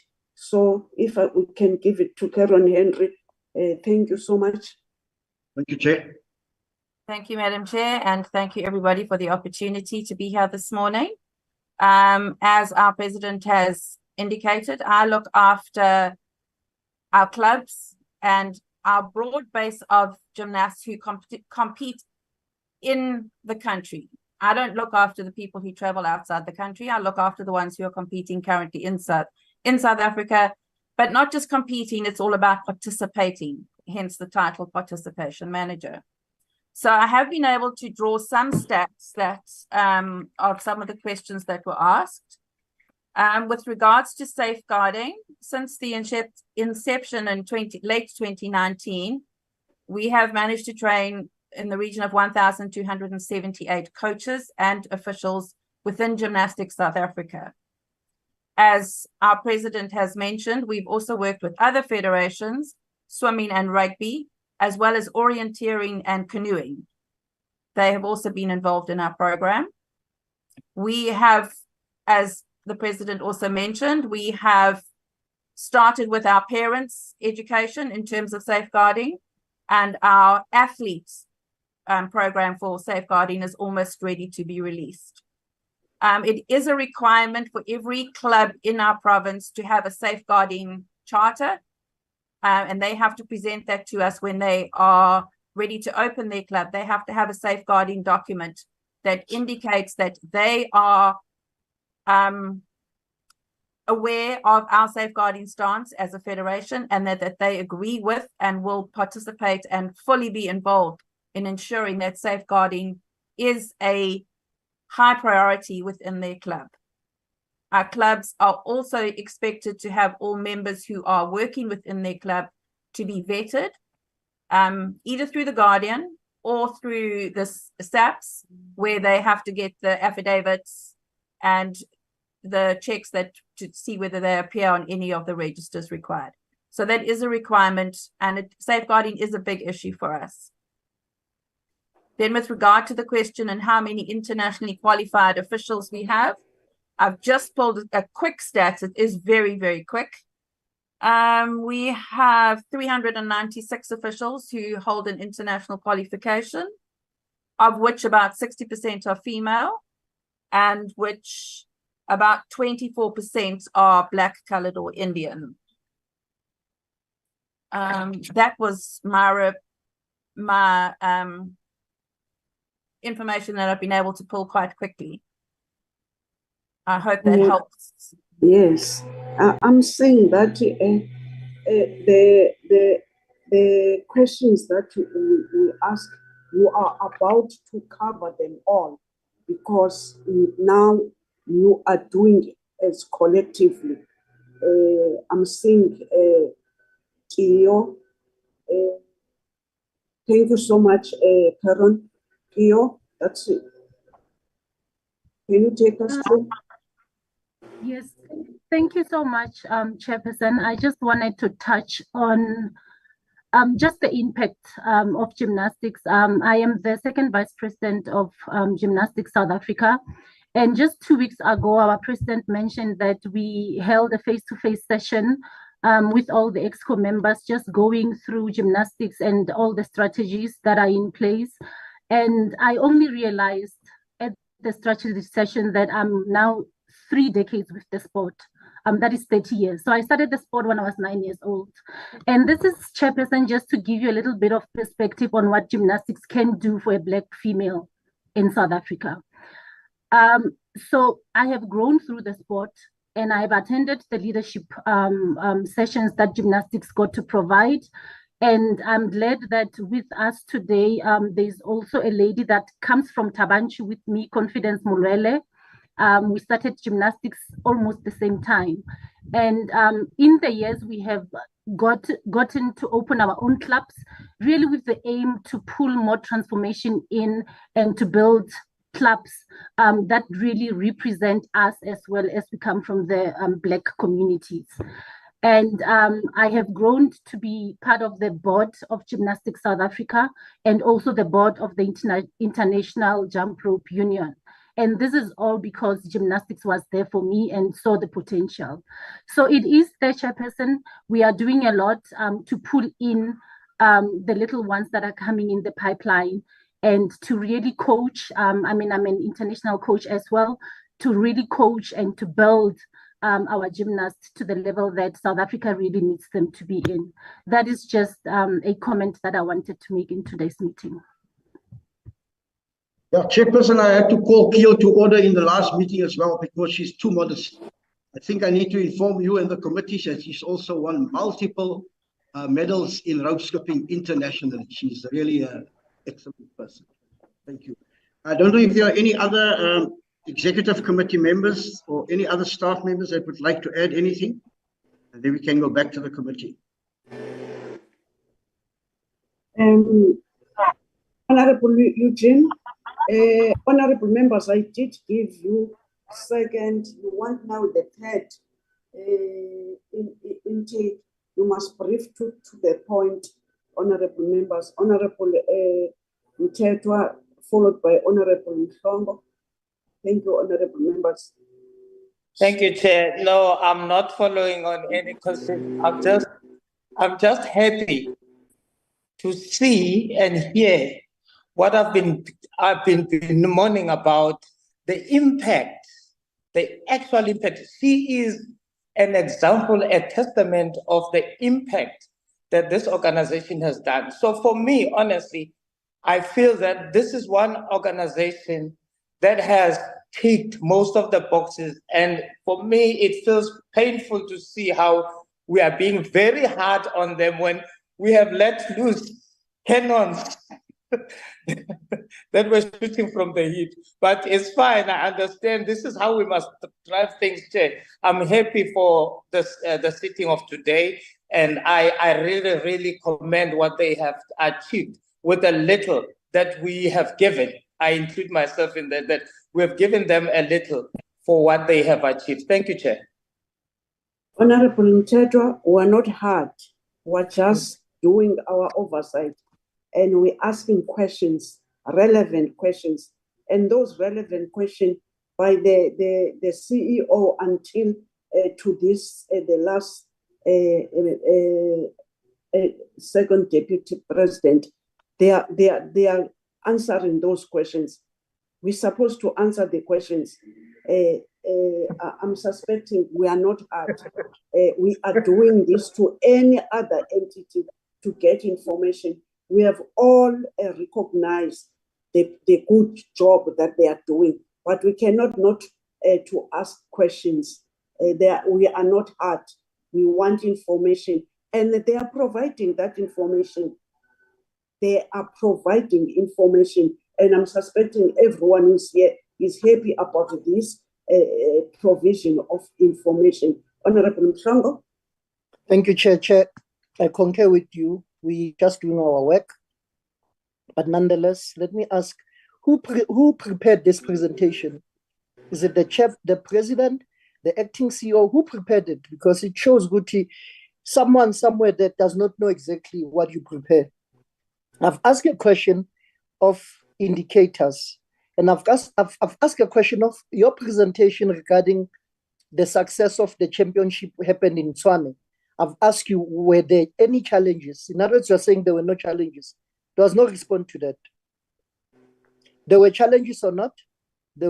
In my assumption, if it's quiet, there were no challenges. I've asked a question regarding the growth. I think the lady responded very well articulately, but the diversion, I don't understand why the president have to go and consult, because if you prepared this presentation, the financial statement that you gave us is not what we have on our disposal or on my disposal, so to say. Now, I question the way the president perceived that we must do an oversight forward question in advance for him to respond. It's shocking, and it's a new lesson to us that there's a federation that they think they're privy to get question in advance for the presentation to come to us, for us just to do an observation.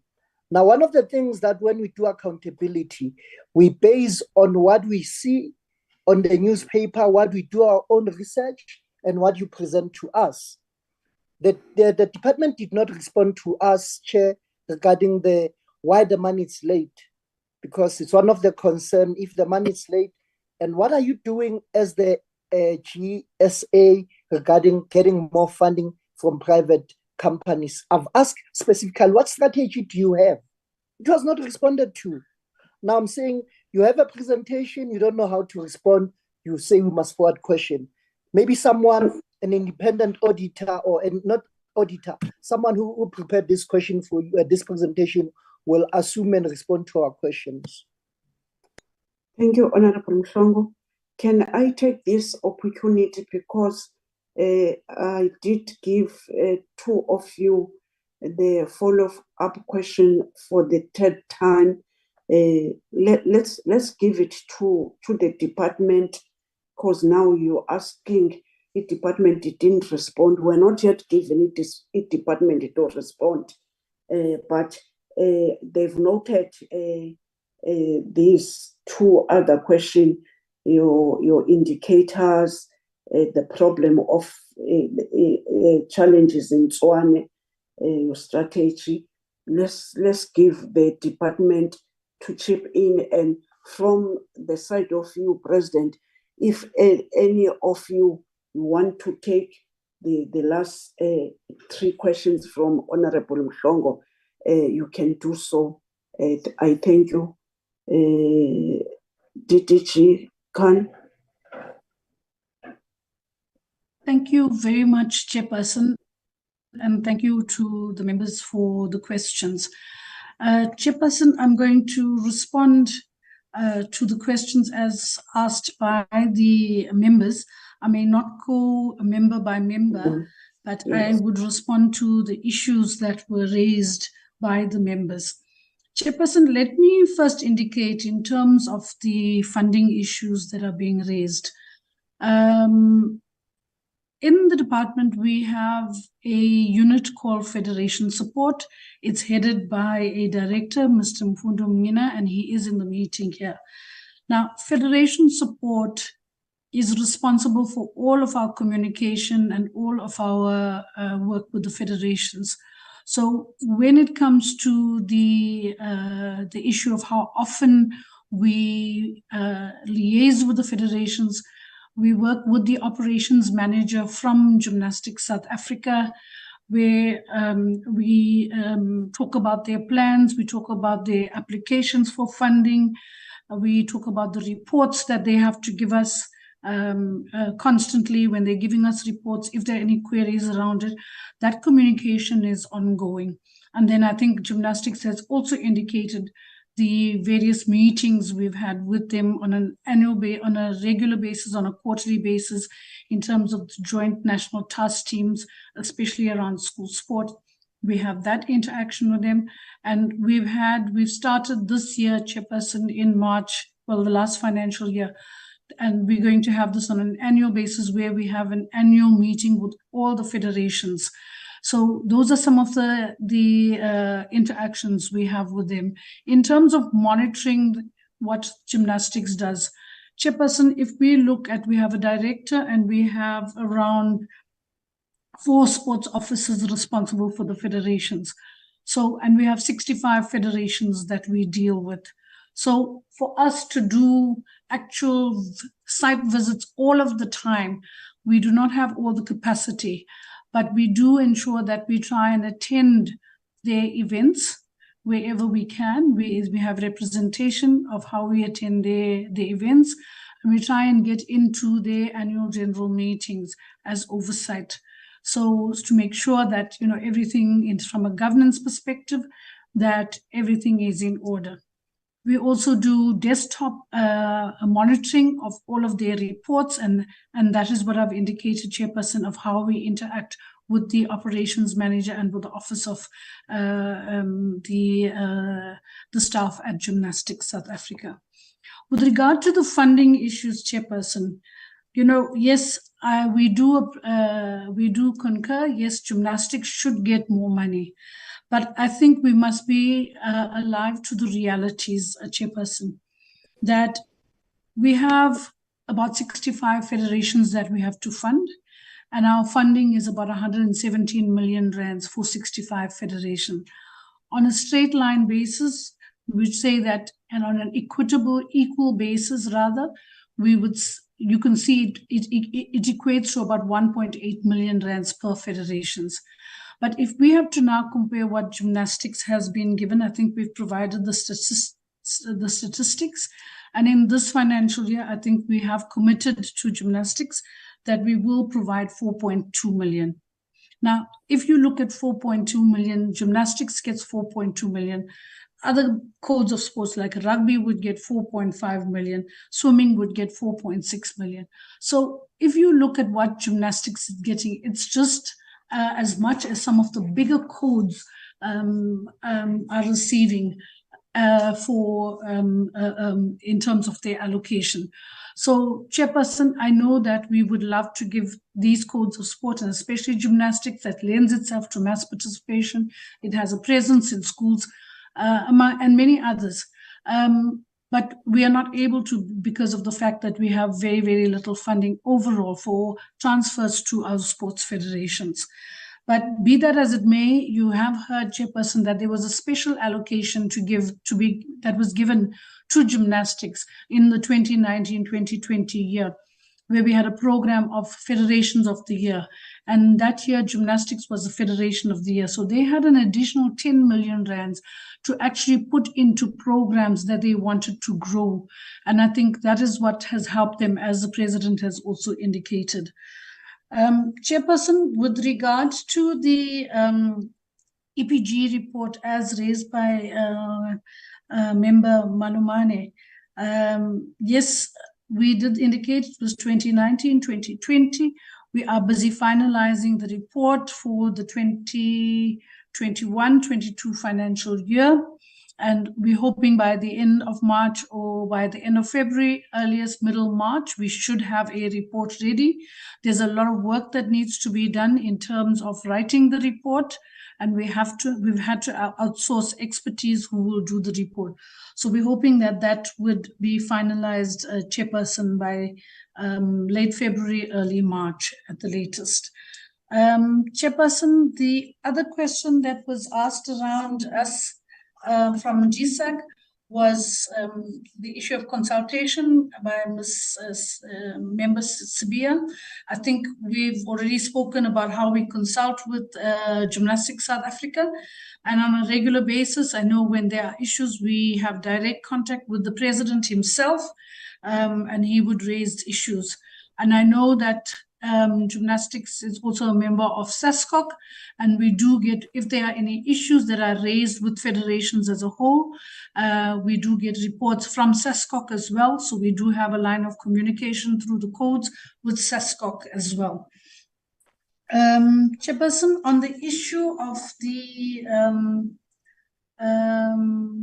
funding to was asked by Honorable Dennis. What are we doing to get corporates to support smaller federations? I think for us, I think if you recall, Chairperson, with 2023 being a year of World Cups, I think the Minister had used an opportunity when Banyana returned home after the World Cup of Netball. The Minister had dedicated sessions with Corporate South Africa to indicate the importance of investing in sport as a whole. And I think we are going to continue coming out of the school sport DABA as well. One of the issues that we had committed to was how do we get Corporate South Africa to fund sport. Further to that, Chairperson, we had started an initiative with the Davis Commission where we had put in a proposal to the Davis Commission for Corporate South Africa to get tax breaks if they are funding sport. I know our proposal was not, we were not successful, but we have committed to continue and to ignite that effort so that we can look at that as an effort, as an incentive to Corporate South Africa to say that if they are funding sports codes and sports federations, then there is an opportunity for them to get tax breaks. The other issue we were also pursuing is actually to look at major sporting events that attract spectators. And like in other countries, there is a levy or a ticket levy. So that was another avenue we were looking at to see how do we get some revenue to our smaller codes of sport as well. Chairperson, with regard to the issue asked by the Chairperson, and I think Mshlongo also asked about it, was the issue of the late funding to the federations. Chairperson, let me indicate, yes, it was not ideal, and it was not something that we would have liked. We realized the dependencies from the sports federations on the funding from government. And we do know that, yes, it was not something that they took lightly. I know we had media queries around it as well. But Chairperson, let me explain that, unfortunately, we have dependencies and we have reports and we have audits from the Auditor General. And we've had our legal services in terms of how they prepare the service level agreements. They had an audit query around some of the issues that come out of the service level agreements. And one of the things in the sports service level agreements, they found that there are many government officials who actually serve on sports federations. Now, for them, the fact that they were also recipients of government funding, they needed an undertaking. We needed to give them an undertaking that, some of the executive members in the federations who worked for government, they had to declare that they were not conflicted, and they had to give us proof, that they were doing this work as volunteers. So that took a long time. Eventually, Chairperson, we had to go and consult with the DPSA because the codes of sport, a lot of them were saying to us, for example, if I have to take somebody who works in the Department of Transport and he's on the executive of gymnastics, he would say, but I'm doing this as a volunteer. Why must I get permission from my boss, or why must I get permission from my manager in the office to do things that I do voluntarily? So we've had to deal with many of those issues. Eventually, we went to the DPSA and we had a special meeting with them, and they then assisted us on how to manage that and to circumvent that challenge so that we could then release the funding. So that was the biggest area of our delay, Chairperson. And I know that, the provinces and the federations were really inconvenienced at the time. So, Chairperson, but I think for this year, I think we've managed it much better with the federations. We've given them all their forms that they fill in, their requests for their funding requests that they sent to us. We gave them a timeline. We've been communicating with them. Some of them had indicated time was not sufficient. And then further, Chairperson, I think we've also changed the way we fund the federations, where we're looking at 3 years, 3-year allocation. So there is a projection of 3 years. It will help them also to plan better, because there is predictability of funding over 3 years. It may change based on what our situation is. If we have budget cuts, yes, there may be cuts, but I think we're all alive to that reality. But I think the federations are quite happy with that situation. The other issue, Chairperson, is that when we fund federations, we have a funding framework. And even when they report to us, they report on a template that we provide to them. That template takes into consideration the issues of the EPG. In our funding agreements with the federations, we also indicate that, you know, in the EPG system, there are also penalties for non-compliance. And we indicate to the federations that, you know, if there's non-compliance, then there will be those penalties as well. Chairperson, I'm trying to see if I've responded to all of that, all of the issues that have come through. On the issue of EPG, we note all the comments around the EPG. Chairperson, I think we're making an effort to look at all the EPG reports, looking at all the recommendations. When the the last EPG in office had given us a report as well in terms of their closing, we've taken all that into consideration as well. Thank you very much, Chairperson. Thank you, Didi Chukan. I was having somebody that was not able to get in, wanted to contribute. I'm not sure, Zoleka, how is he now? Yes, Madam Chair, I think he still wants to say something, Mr. Mbope from Gymnastics SA. Can he do that? Good morning, Chair and the honorable members. I think my point I want to indicate or answer is to Honorable Van Dijk in terms of her questions. We do have proof in terms of the coaches and judges that have done training, which we can be sent to the committee secretary within the next 7 days, as well as how many federations we have supported through our safeguarding training that we can also send through. And then in terms of the Guardian is a partner of South African Gymnastics in terms of safeguarding. They help us through the fingerprints and the vetting system, which is still a partner with us. And then just on question by Honorable Mtetwa on the chat, in the sense that federations are the custodians and experts of the sport and should be engaged with rather than instructed to. I think this was broader in a sense of previously on consultation with national government, where in some instances we were told what the requirements is, instead of asking and engaging the federation in terms of what is best for gymnastics.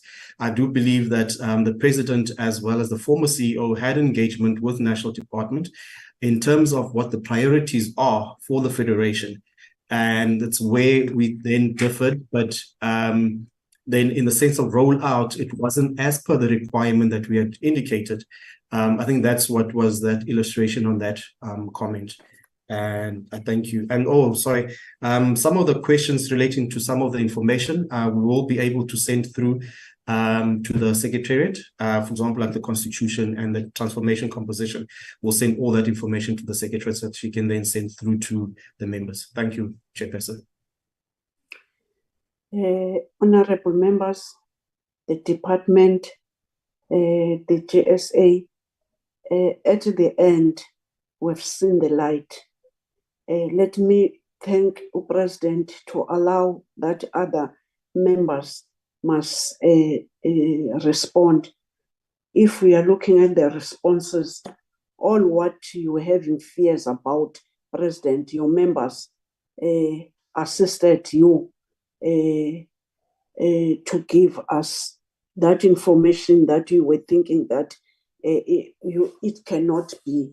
But let me take this opportunity to give our acting DG the last bite. whilst I'm thanking you, GSA, keep up with the good work, and to work as a collective, it will assist you in order that you overcome all what are your challenges. You did put down challenges, and we appreciated when we are working.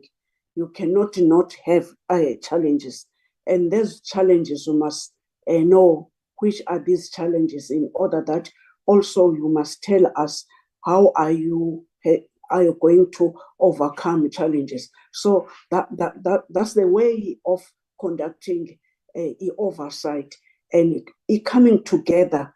There's no a bigger sister and bigger brother.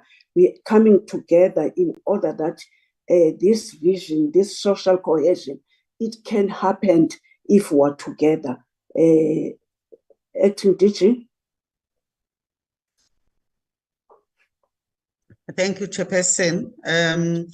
I think perhaps let me not now belabor the point a bit too much. My hand was up because I just wanted to echo what you also said with regard to a need for integrated voices that talk to the issue of funds, because as you also correctly said, each time when entities, federations, almost everyone comes before the portfolio committee, they would talk about the issue of insufficient funds. And we are all aware that the insufficient fund issue goes right back to even the fiscal allocation, budget allocation of the department itself. But also just agreeing, I think it was Honorable Mhlongo, if I'm not mistaken, who spoke to the issue of the strategies that then look at other forms of funding, private funding, corporate funding. We're all aware that those have got certain key factors that they would look at if they are even to consider funding, be it sport or the creative industry or whatever industry. But it was more around echoing. I think DDG Khan was very detailed in terms of responding, also addressing the issue of funding. So perhaps let me not take your time, Chair. Let me stop there. Thank you very much. Thank you, Acting DG.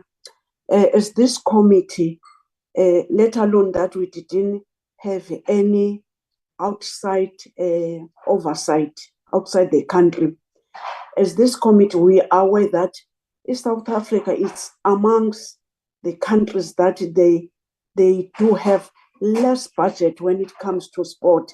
We can mention where we wanted to go in some other countries where sport is being prioritized.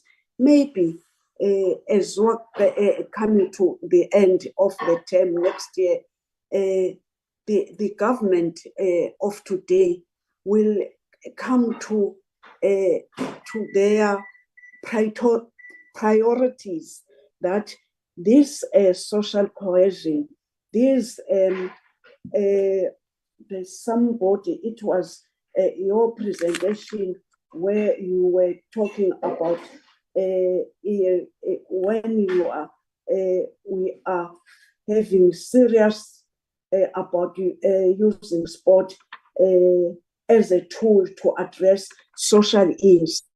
We can't address social ills if the funding is not enough. What now today we are seeing a very, very young and energetic kids here who wanted that, as we are doing, and Caron and others were telling us that even in rural areas, you have got about clubs that you are trying development.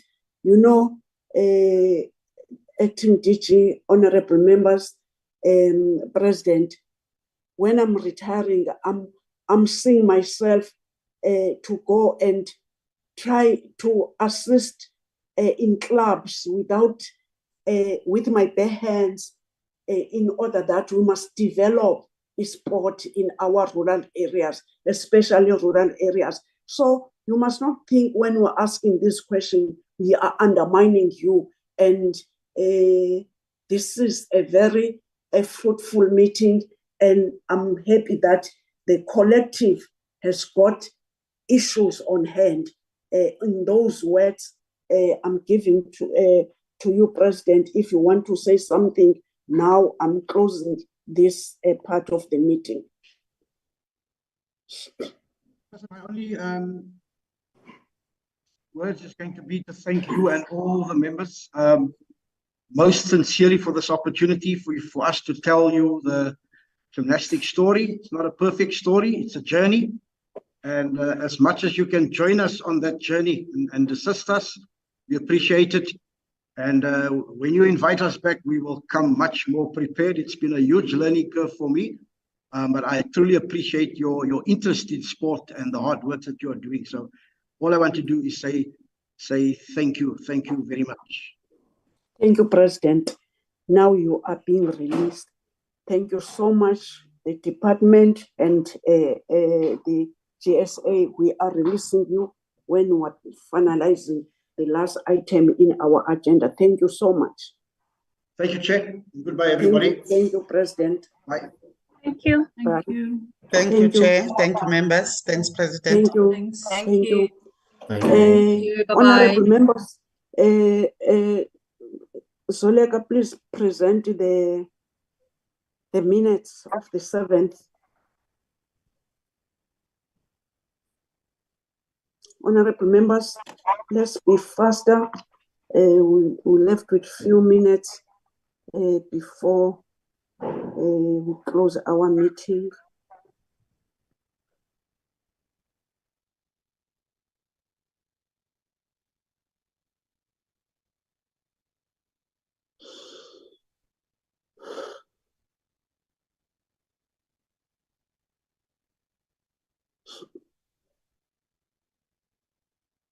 It was not that long meeting. I'm presenting these minutes to you. I'm seeing the hand of Honorable Mteto. Thank you, Chair. Move for adoption of the minutes. Thank you. Thank you, Honorable Leadership. Mteto, Honorable Maloman. Thank you, Chair. I'm seconding the adoption of the minutes. The minutes are being adopted. Let me take this opportunity to thank you, honorable members. As we're left with a 3 session of our meetings, let's do what we always doing, the robust discussion and humbling ourselves. We have seen today we nearly be in trouble. Sometimes the members, they can't humble themselves, but your coolness and kindness did assist the committee, hoping that, what do we call, our boys of cricket will make us happy. Honorable Mhlongo, the meeting is closed. Chair, I wanted to find out any arrangement for last oversight. Or, DM, I thought you'll comment. DM went to Jamaica. The minister is en route to Russia. I can't. No one commented. DM promised us, that he would love that we must go with 3 of the members of the committee. But that promise, I'm not sure what happened, because it was not going to be coming from the very same area where they don't approve our own request. Honorable members, I'm thinking that I've tried to take your mandate. I tried to ask permission to the House Chairperson, even if it's 3 members, to attend IRABI. Chairperson, he said to me, even if I can apply, surely he's not going to approve. What is oversight on that? But we passed that. But this King of Jamaica, we didn't apply as a committee because of this, what you call, this problem that we've been having as this committee. I cannot lie, I didn't say, because that invite was supposed to come from the ministry, because it was the decision on the ministry in the workshop. So as I'm sitting here, we are not going anywhere. But I did ask the office to apply for the next term, but according to myself, I know that we did get an indication in some quarters that no trips, but I'm suspecting it's oversight trips, which Tina, we didn't even have those. I'm suspecting for the oversight, I'm still maintaining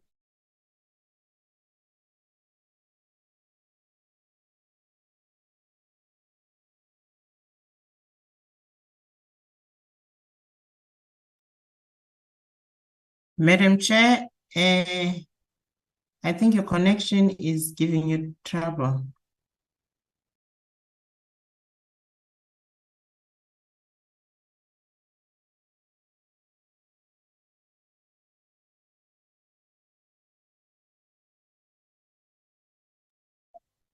Is Madam Chair still Looks alive? like we have lost the chairperson.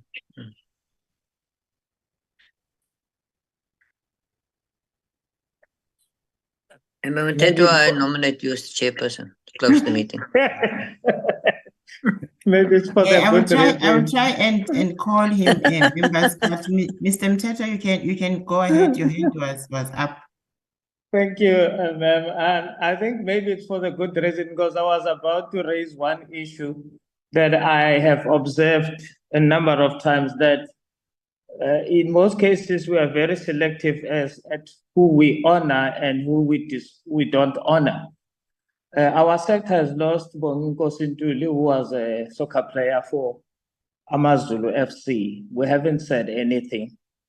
The industry, the music industry, has lost Mark Ransel of Mark Alex. We haven't said anything. I wish that portfolio, at least the portfolio committee, could have issued a statement to say, you know, we send our condolences, so that we are not selective. Because I'm sure if it was a rugby player, Maboko player who had died, we'll be hearing so many condolences.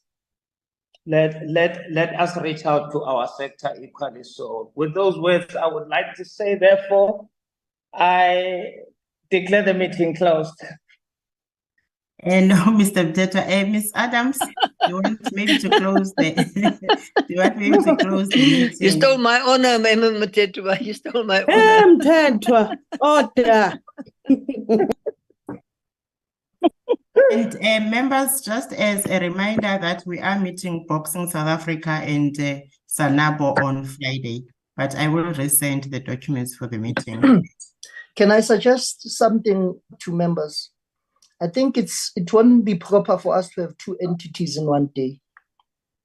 We have issues regarding boxing, and I think we must maybe shift Sanabo and have Boxing South Africa on Friday. That is my proposal. Because we'll be stopped, today, luckily it's one entity, and then we have few questions, and that's it. If we have two entities, it doesn't work. And I've been saying that for some time. I concur with you, Mr. Mhlongo. I also support that, Chair.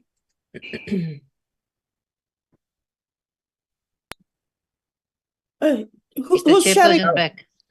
Who's sharing? Miss Adams. Miss Adams? Is the chairperson back? Hello? Yes, Miss Adams, we can hear you. I didn't follow the last discussions. I was kicked out as I reported continuously. Chair, what I was saying, now and then we tend to have two entities or two federations in one day, and we don't do diligent work to do an oversight because the chairperson will stop us when we have questions. And the issues with Boxing South Africa. I'll propose we have only Boxing South Africa this Friday instead of both of them, only boxing. And it was supported by members. Chair. Yes, I hear what Honorable Mslongo said, Honorable Malobane. But I just wanted us to check whether, are they not related, the boxing and Sanab? And if they're related, I think it will be proper for us. Honorable members, I was kicked out and I was thinking that maybe all you are out. I'm very sorry. I was just called by Ujabu. I was just kicked out, and when I was calling Honorable Mteto, and I was saying that, oh, you left Honorable Mteto, and then I was kicked out. I'm very sorry. I'm still in now. Yeah, Honorable Malumane. Yeah, I was on the platform, yes. Yeah, Okay. they're not the same. Then I'm responding to you. They're not the same. Amateur, it's Sonabo. Professional, it's boxing. Now, both of them, it's amateur boxing, it's professional boxing. Yes, they're linked together, but it's not the same entity. They get different budget from the department. Thank you. But I'm proposing that because, sure. You are I'm saying proposing that let's deal with both of them, because do you remember last time we never did our program because of the issue of rugby? We also need to make sure that we also take it to another, and we are going to the closing. We're closing now for December. So I don't know if we're also shifting this other one. Will it be proper for us? I don't think Can I chip in? As you are aware that we postponed because of Irabi, I did ask through you in a meeting that our secretariat must put, and they must see at which point that boxing South Africa must come in. So that still stands, secretariat. Thank you, Chair. Now, Chair, you're saying only Boxing South Africa will be on Friday. No, I'm not giving the date. I'm saying the secretariat that still stands. So we'll get it from the secretariat.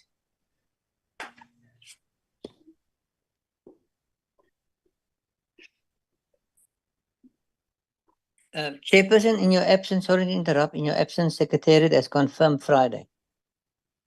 Oh, okay. When you were not on the platform. That is what we have heard. I'm an inflong. I should find no low and it true. Thank you, honorable members. Thank you. Thank you, Honorable Chair. Are you closing the meeting? I'm closing the meeting, honorable members. Thank you, Chair. Goodbye. See you on Friday. Thank you, Chairperson. Thank you, everybody. Thank you. Thank you. See you in the house, Chair. Thank you. See you in the house. Where's